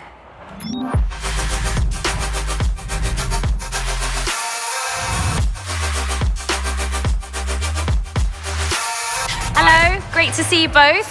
Yeah, good to Welcome to the HS Visio stage. So, there's no getting away from this. We all know that cars release a lot of emissions from fuel. The transportation sector accounts for approximately a quarter of global emissions. That's according to the International Energy Agency. So how is a car leasing company trying to deal with sustainability? Yeah, so we're not only trying, so we're actually doing quite a lot already. So we are decarbonizing our customers' fleets, and that's actually where we are market leader. So basically we created the EV leasing segment already in 2010, so already 13 years ago. And we are actually, and we're a mission-driven company, so our mission statement is actually that we're going to save the car by making it sustainable. So it's in a nutshell. And how do you see the conversation changing? When you first started doing this in 2010, a lot earlier than others, compared to now, is it a lot easier to kind of sell in that concept? Yeah, for sure. But we could see that in 2010, the electric vehicle, it costed 50,000 euros, and it was the size of this, like from the front of the stage to the back. So it wasn't really a nice car, but now you will get a better car. It has lower running costs, and also for sure you save a lot of emissions. Okay, and Heikki, you're passionate about racing driving, but also about sustainability. So how do you marry those two very different, on paper, passions? Yeah, well, I think first of all, the motorsport industry, quite rightly has been criticized about the carbon footprint that they are leaving there. But I wouldn't be too focused on just the cars on the circuit. I think, for example, in Formula One, they've been heavily expanding in the last few years, and I think that's something that they should look into. The footprint that they are creating is quite increasing quite a lot.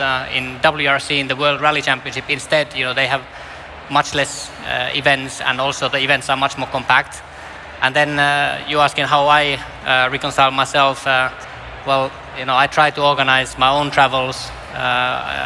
If I have some events close to each other, I try to combine some travels, and I'm glad to also see that a lot of my colleagues, former colleagues and current colleagues, are looking into these issues. Probably most notably Sebastian Vettel, the four-time world champion, he has been quite vocal about this, and I'm glad that the word is spreading.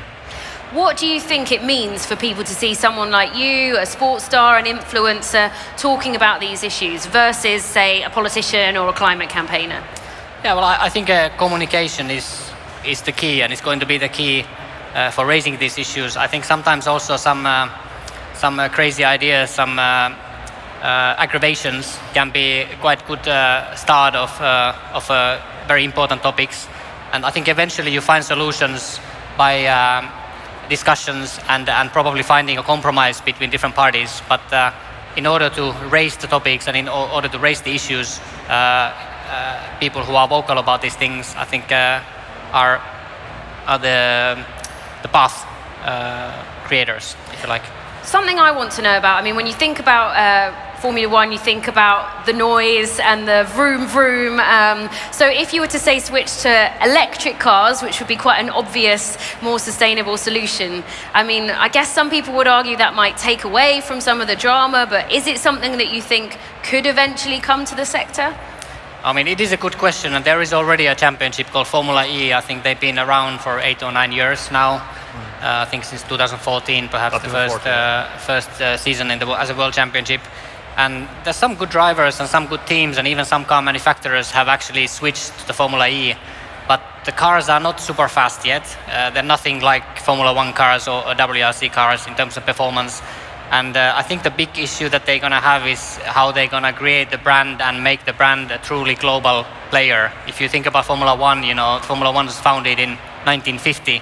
It was only in the 80s or 90s under Bernie Ecclestone that they truly became a global player. I think Formula E has a long way to go, and it is a really good question whether they will be able to achieve that level of global success or not. I have some doubts myself, but I'm perhaps not the right person to answer. What do you think, Matthias? Yeah, I think it's really important that you make it tangible. So it needs to be easy to understand, and I think Formula E is a good example on how not to do it, because it started by you did one race with 2 cars.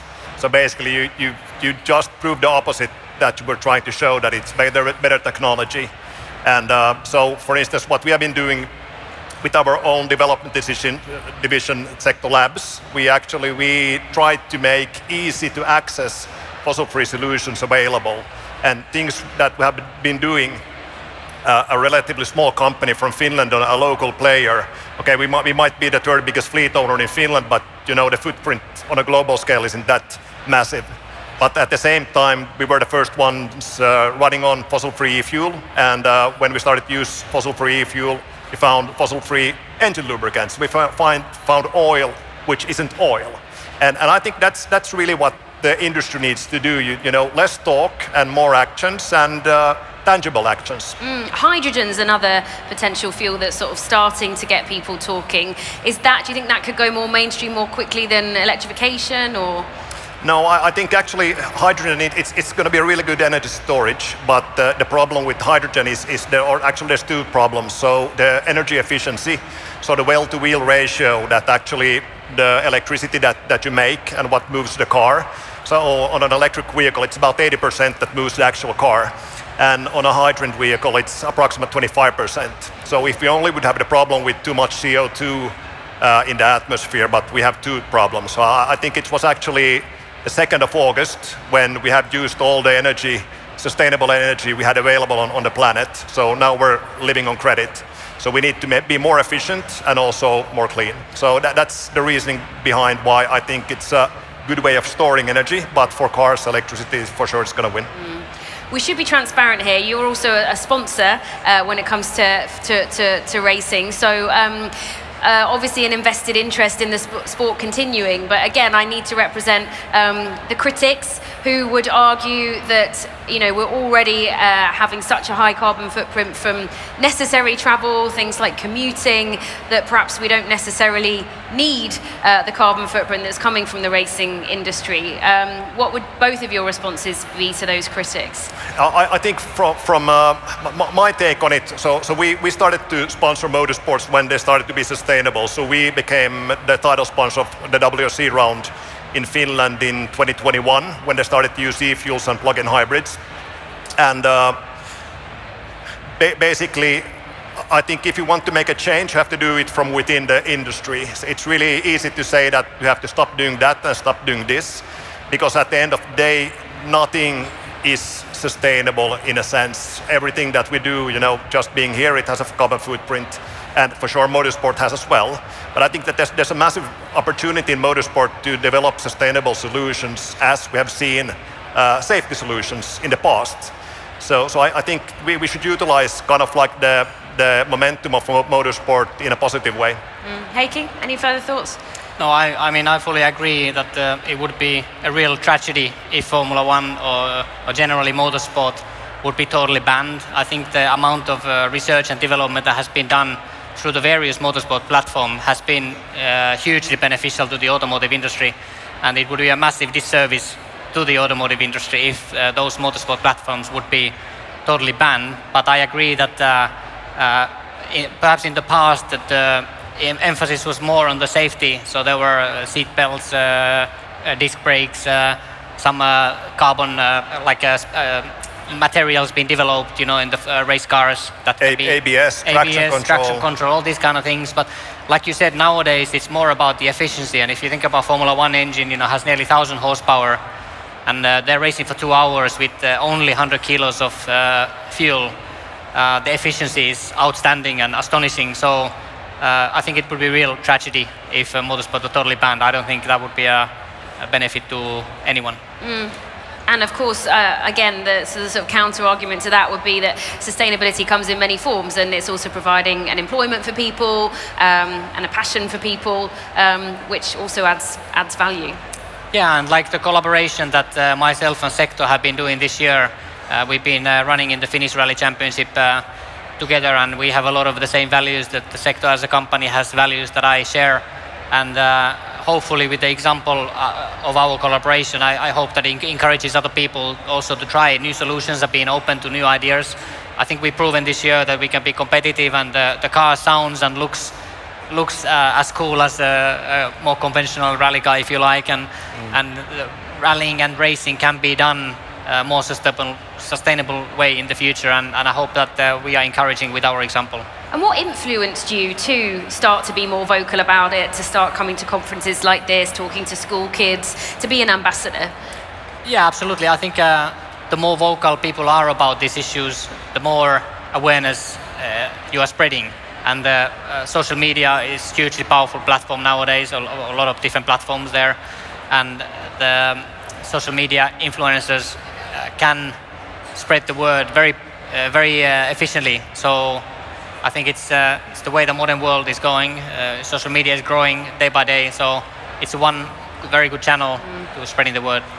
Couple more quick questions, slightly off topic here, but Matthias, you're a car expert. Where are we up to with self-driving cars? When I first started moderating at tech conferences about 5-6 years ago, everyone said they would be here by now, and they're not.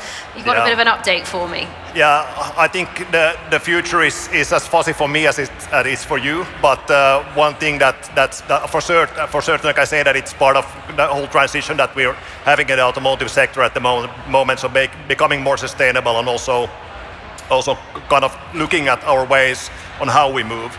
But I can say two things for sure. It's going to be electric cars, and for the other hand, it's going to be more sustainable. And there was actually a study by McKinsey a few years back that stated that the utilization rate of a self-driving car will be approximately 3 times of a normal car. So we will actually be more energy efficient with a self-driving car whenever it will come. Interesting. All right. Well, thank you so much. It's been wonderful having you both with us. Please give it up for our two guests from the racing world, Heikki and Matthias. Thank you so much. Thank you.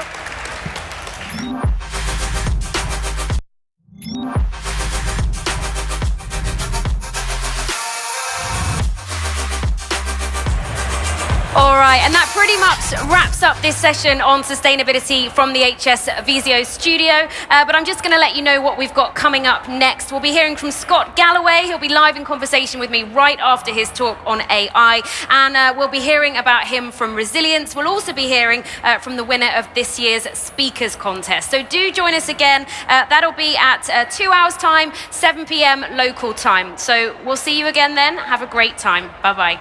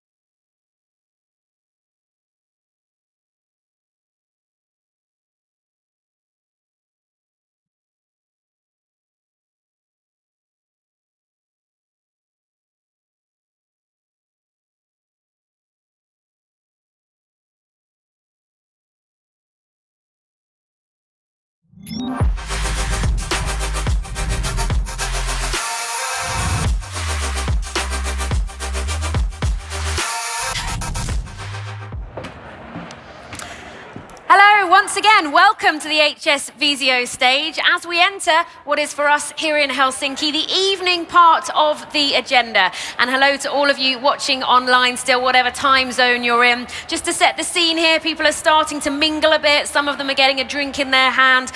So join in, those of you who are watching on the live stream, grab a drink and a snack that's time dependent to where you are. We don't want anybody getting drunk at the office in the middle of the day. Just if you are networking or mingling and things get a bit much, don't forget there is an introvert zone as well if you'd like to hang out there. We're also here to keep you entertained for the next half an hour or so with our final two HS Visio studio guests of the day. Later on, we're going to be hearing from Marina Saprikina, who you heard on the main stage earlier, talking about Ukrainian grit. But now, fresh from his talk on the main stage, please give a very warm welcome to AI expert Scott Galloway.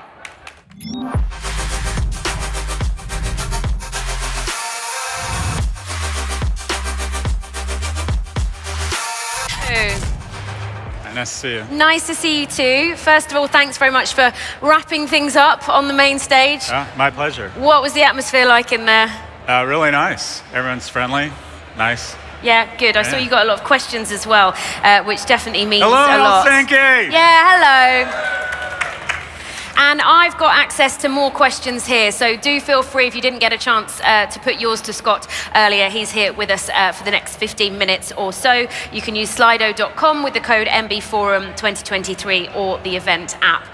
Now, we heard you talking a lot about AI, but we'd like to focus this section a bit more on resilience. Obviously something that's really important to us in business, and particularly now in economic times of uncertainty, really.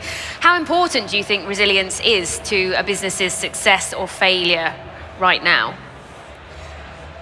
I think it's probably, with a corporation it's different because a corporation can only survive so many body blows and then it goes out of business. But I think the key, and there's data around this, the key to success personally is your ability to endure rejection and your resilience. And that is, so I coach a lot of young people, mostly young men, and I say, the only thing I can guarantee you is a certain amount of joy and a certain amount of tragedy in your life. And the ratio of those two is a function of where and when you're born and some other things that are outside of your control. But your ability to ultimately be very successful is a function of how you deal with rejection and challenge. I know a lot of people who are very successful and then they hit a challenge, a business failure, they lose somebody, a key relationship ends, somebody they love a great deal gets sick and dies, and they get stuck. So I think the ability to mourn and move on, there's nothing wrong with mourning, there's nothing wrong with being depressed, but I think everybody should give themselves a statute of limitations. I've had businesses go out of business. You know, I've lost people, and we've all had tragedy, right? The key is give yourself, I think, a certain amount of time to mourn and put a statute of limitations on it. And if you aren't past it at that point, if you're still struggling, to reach out for help. Yeah. And ask other people. In terms of companies, in terms of resilience, I don't know, there's a lot of good data on companies' ability to reinvent themselves. Most of the time, companies don't want to acknowledge where they are in the life cycle. So a teenager is growing, a baby boomer is beginning to die. And there's a lot of great companies that are baby boomers that think they're teenagers. And they keep believing they're still growing and they keep wanting to find the new thing rather than just managing the company as a mature company. So I think understanding where you are in the life cycle is also important to survival. I just want to pick up on what you said earlier about personal resilience. What are the tools you can have in your toolbox to help you get over those struggles, those challenges, which, as you rightly say, most of us are going to face? Yeah, I'm not a psychologist or adolescent psychiatrist. You know, there's been a lot of studies on how to build resilient kids. Some people think it's a function of some trauma, but not too much trauma. But for those of us who are already adults. Look, my source of resilience is my atheism. I believe this is it. that at some point I'll look into my kids' eyes and know our relationship is coming to an end. And every time I say something really stupid, every time I lose a lot of money, I make a bad business decision, I'm less kind than I should have been, and I really, really get down on myself, and I do get down on myself a lot.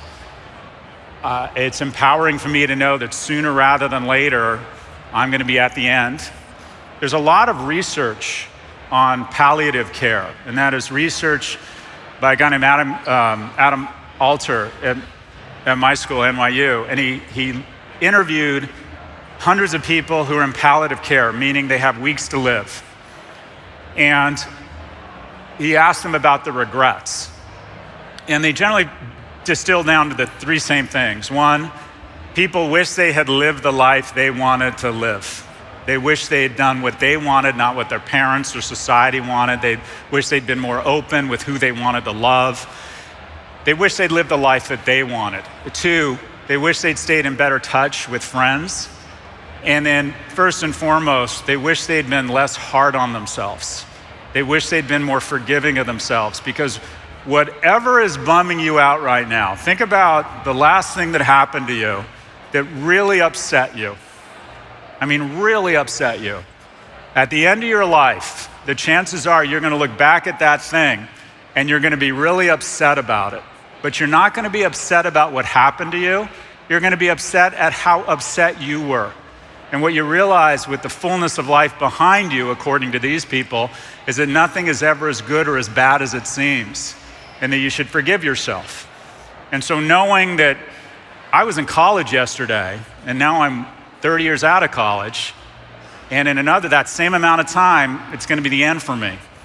So what I realize is, why wouldn't you be nice to yourself? Why wouldn't you be nice to other people? Why wouldn't you say things regardless, if you truly believe them, regardless of the ramifications? What are you scared of? So I think that a certain recognition of the finite nature of life makes you more comfortable with disappointment, recognizing at the end of the day, this too shall pass, and it's just not that big a deal. I love that study you referenced. I'm really hard on myself as well, so I'm going to try and take that away as a reflection from today. We heard you talking about AI earlier. How do you see AI playing into resilience? Could it potentially be a tool to help companies in any way, or do you see it as more of a threat? Well, do you want to be predator or prey? So there's a company called Cambia, which is an online education company, announced that their revenues were down because AI was having an impact on their business, and their stock dropped 40% in after-hours trading. And then other companies announced that they're leveraging AI. Tesla announces their Dojo computer, AI computer for self-drive automation. The day they announced that, and no one's even had access to this thing. As far as we know, it's a cardboard box with lights blinking. But the day they announced that they were incorporating AI into their research, they added the value of BMW that day. So a lot of it is just trying to position your company such that you think you can leverage AI as opposed to be a victim of it. What do you think the common pitfalls or mistakes companies make when it comes to resilience or striving for resilience? Well, admitting you're wrong and moving on. So small companies will hire, fire, pivot much faster. Big companies typically run the risk of entering into consensual hallucination that something is working when it isn't. They make a big bet on something, and then your boss is really excited about it. It's his or her thing. And so everybody around your boss who wants to curry favor with that person such that they get promoted will reinforce this notion that, oh yeah, this is working. As you get bigger and more powerful in a company, your world actually gets smaller. And the number of people who actually tell you the reality of what's going on gets smaller and smaller. And bigger companies are much more reticent to perform infanticide and unplug things. And the sign of a company typically that out-innovates its competition is not only things that worked. Amazon had a phone. They spent $1 billion on it. It didn't work. Meta's headset, that is a waste of $20 billion. It will not work. It already hasn't worked. but they're still in this consensual hallucination, all trying to kiss Mark Zuckerberg's ass that this thing has any hope of succeeding. That is absolutely a signal of a company that is about to go into decline, is it enters into denial about what is working and what's not working for political reasons. Okay, really interesting insights there. In terms of personal resilience, particularly in the jobs market, when you wrote your book, The Algebra of Happiness, you talked a bit about how to stand out in a crowded job market, and we're back there again now. This isn't a job seekers market as it was a year or two ago during the pandemic, where a lot of us will know colleagues who've lost their jobs in tech and marketing and other areas. How can you be resilient as a person in a trickier job market? Well, I think a lot of it comes from, I would argue my generation might be a little bit more resilient because I've been fired from most of the jobs I've had. Fired or let go? Yes. Okay. Do you want to tell us a bit about that? By the way, let go is just the HR-friendly version of being fired.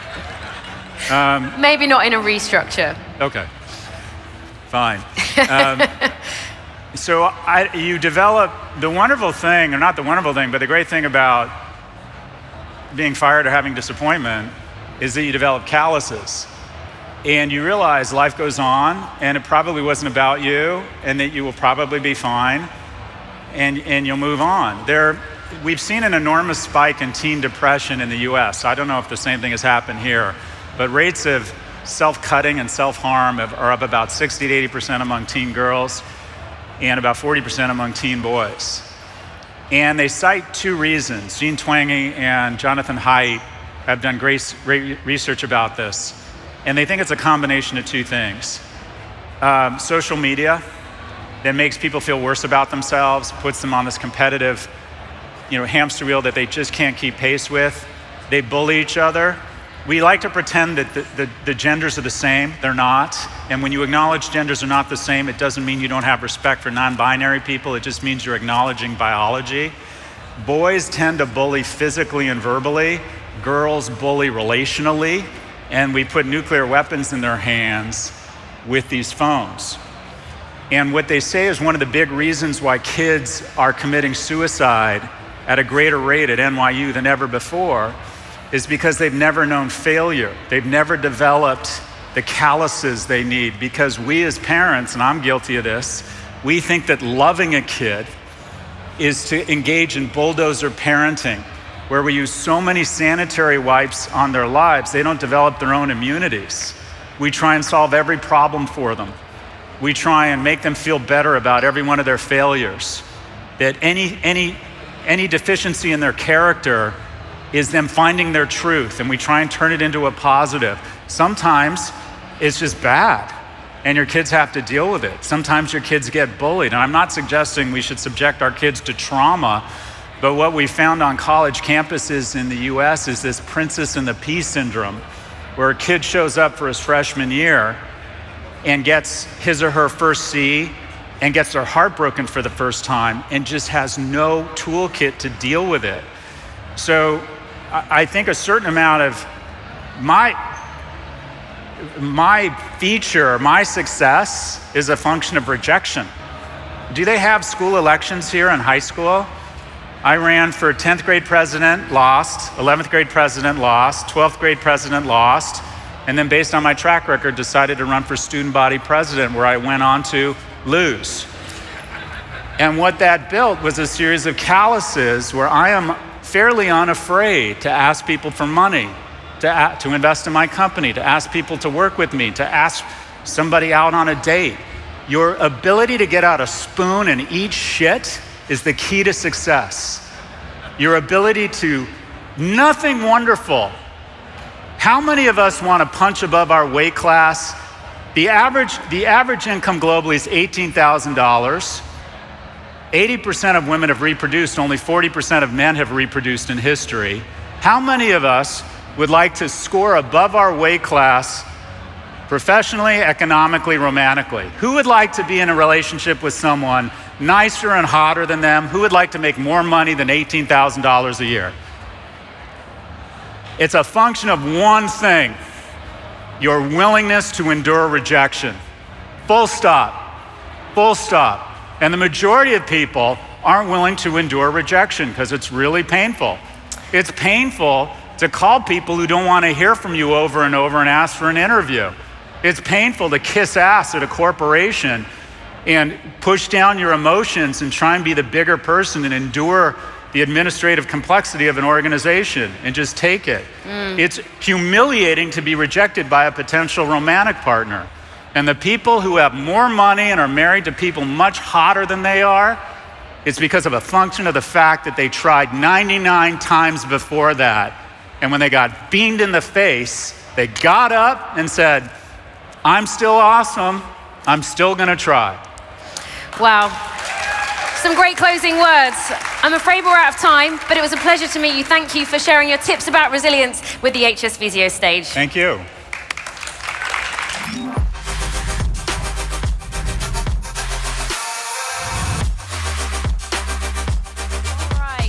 Stick around for our final guest of the day. You saw her, some of you, on stage earlier. She's the winner of this year's Speakers Contest. She was talking about Ukrainian grit, but she also has a long background working in sustainability and supporting female entrepreneurs. And that's what we're going to be talking about with her now. Please give a very warm welcome to Marina Saprikina.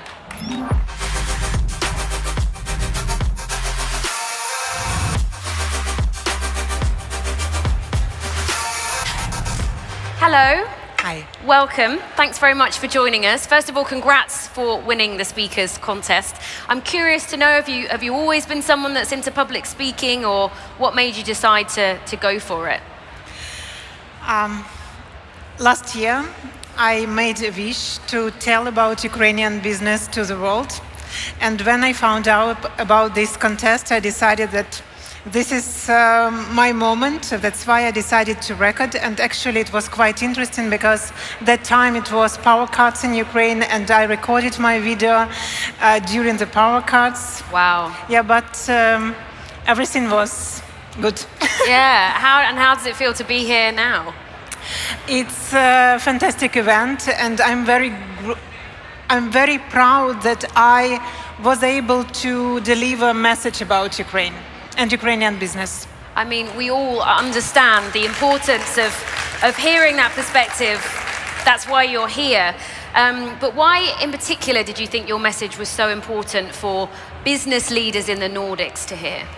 I think it's very important to remember that the war still continues, and that conditions are not safe and conditions are terrible. But despite all this, Ukrainian people and Ukrainian business have fantastic resilience, and it's worth to work with Ukrainian businesses. And also, I think now Ukrainian business such great experience in resilience that global companies should learn such experience, because we live in uncertain world. Yeah, the world is very, very uncertain, that's for sure. One other thing you've done in the last year, it's been a big year for you, you've also founded the Ukrainian Women Entrepreneurs Hub. Tell us why you felt that was necessary and what the hub is doing. When I happened to be in Vienna, in Austria, after the beginning of the full-fledged invasion, I understood that it's really painful experience when you lose all your social contacts.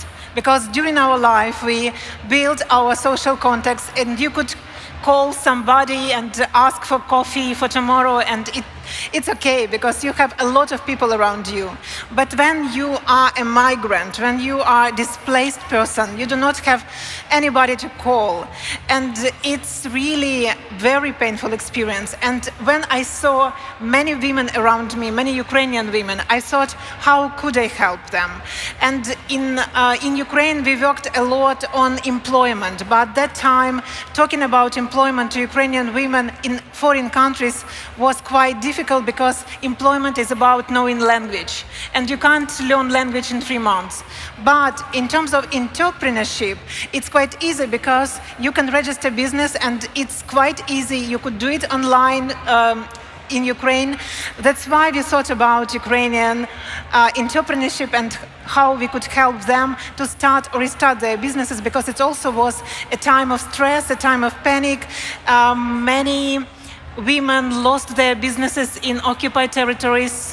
Some businesses were destroyed, and we thought that we could give some strength to them. And it's very important that after the full-fledged invasion, all our programs now have psychological support as well. And it's one of the most needed help now. Yeah, and what can you see so far in terms of its impact? Obviously, the women in the network have others in the similar situation to reach out to. I'm thinking that might be one part of it. Yeah, when I told you that now we have 4 offline hubs, but when we understood that we have the budget for these free hubs, we decided to make open call for communities to submit their applications to have our hubs. And we got for free budget places, we got 124 applications from communities, from cities. Wow. So it's about demand. And that's why we decided to take not 3 but 4, at least to one more.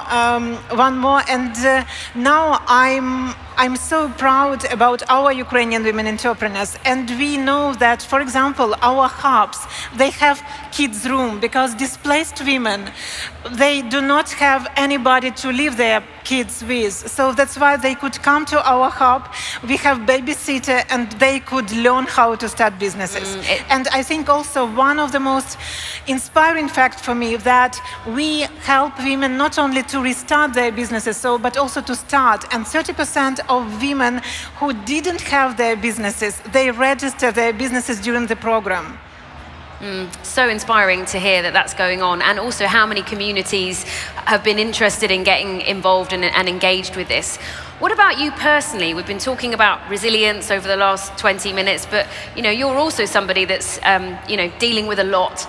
How do you feel your own personal resilience is, and what tools do you have in your box to help you deal with the difficult situation? One of the most important lessons for me is that you could train your resilience.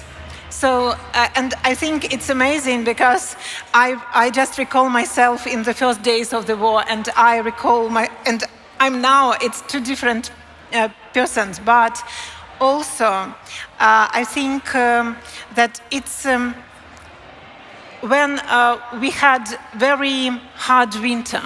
And it was the hardest winter in my life, because we didn't have electricity. It was power cuts every day, and even sometimes I couldn't deliver my commitments, my business commitments. But I understood that I couldn't leave, and I couldn't develop Ukrainian Women Entrepreneurs Hub from abroad, and that's why I stayed in Ukraine. And It was one of my big objectives, and I'm really happy that I woke up in the morning and I understood that I'm here because of this. Wow. Tell us a little bit about this business that you've been running then. You work with a lot of different clients, helping them with sustainability. Actually, when the war started, I think you understand that it was purposelessness to tell about sustainability. So that's why we decided to study what Ukrainian companies did. And they did amazing things. I even developed 5-component sustainability model in times of war. And now I understand that sustainability, in terms of the big purpose, big objective, is also a part of resilience. Yeah. Because it could unite employees. We have heard today about employee engagement. When your business has the big objective, employees will be engaged. And that's why it was a kind of component of resilience for us.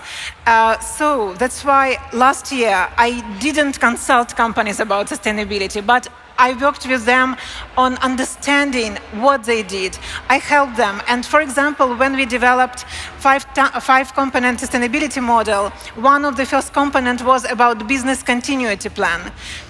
Have you ever thought about business continuity plan as a sustainability part? No, but after this, many companies started to write about this in their sustainability reports. So seeing sustainability in a very holistic way. For people who are here in the Nordics that want to perhaps get more involved, invest in Ukrainian startups, help Ukrainian entrepreneurs, what other resources are there? What can people do to get more involved?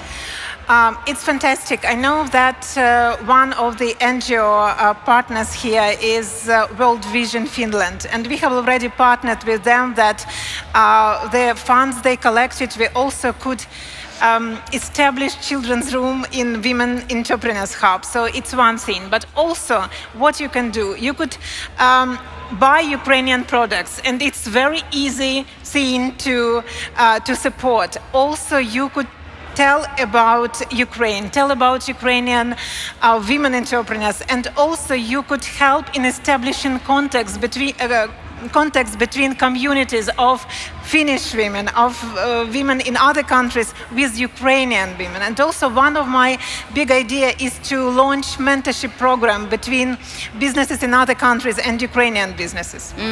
And how have you found it so far collaborating with businesses in Finland in particular and other parts of the Nordics? Is there anything about the work culture here or the lifestyle here that's surprised you or matched the stereotypes? I told about this, it's about speed of decision making, because in Ukraine everything is so quick, and I think also it's a kind of thing other businesses could learn from Ukrainians, because sometimes 1 minute or even 1 second could decide a lot. But also we are cooperating with business schools, and business schools deliver their workshops and lectures for Ukrainian women entrepreneurs. For example, now there is 1 week of workshops from Stockholm Business School of Economics for Ukrainian women entrepreneurs in Ukraine.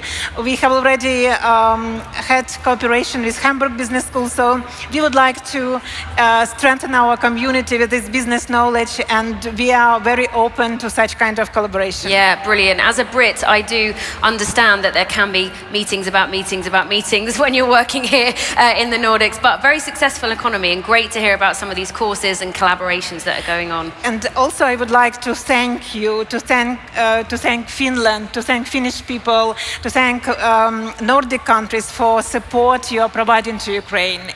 Thank you very much. Oh, let's end on that note. Thank you so much, Marina. It's been wonderful having you here on the HS Visio stage. Thank you. Thank you.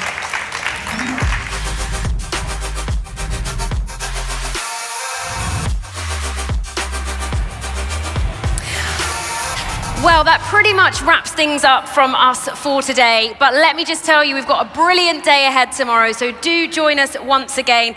We'll be hearing from more of the main stage speakers, including productivity expert Tim Ferriss. Very much looking forward to that. And we're also going to be hearing from some of the candidates who are applying to be the next president of Finland. They're putting their candidacies forward, and we'll be hearing about some of their policies and thoughts on Finnish values. We'll also be hearing from 2 cybersecurity experts about how to improve cybersecurity in business. I'm Maddie Savage. I wish you a brilliant evening, and we'll see you back here again tomorrow. And goodbye again to everyone on the live stream too. Have a great night.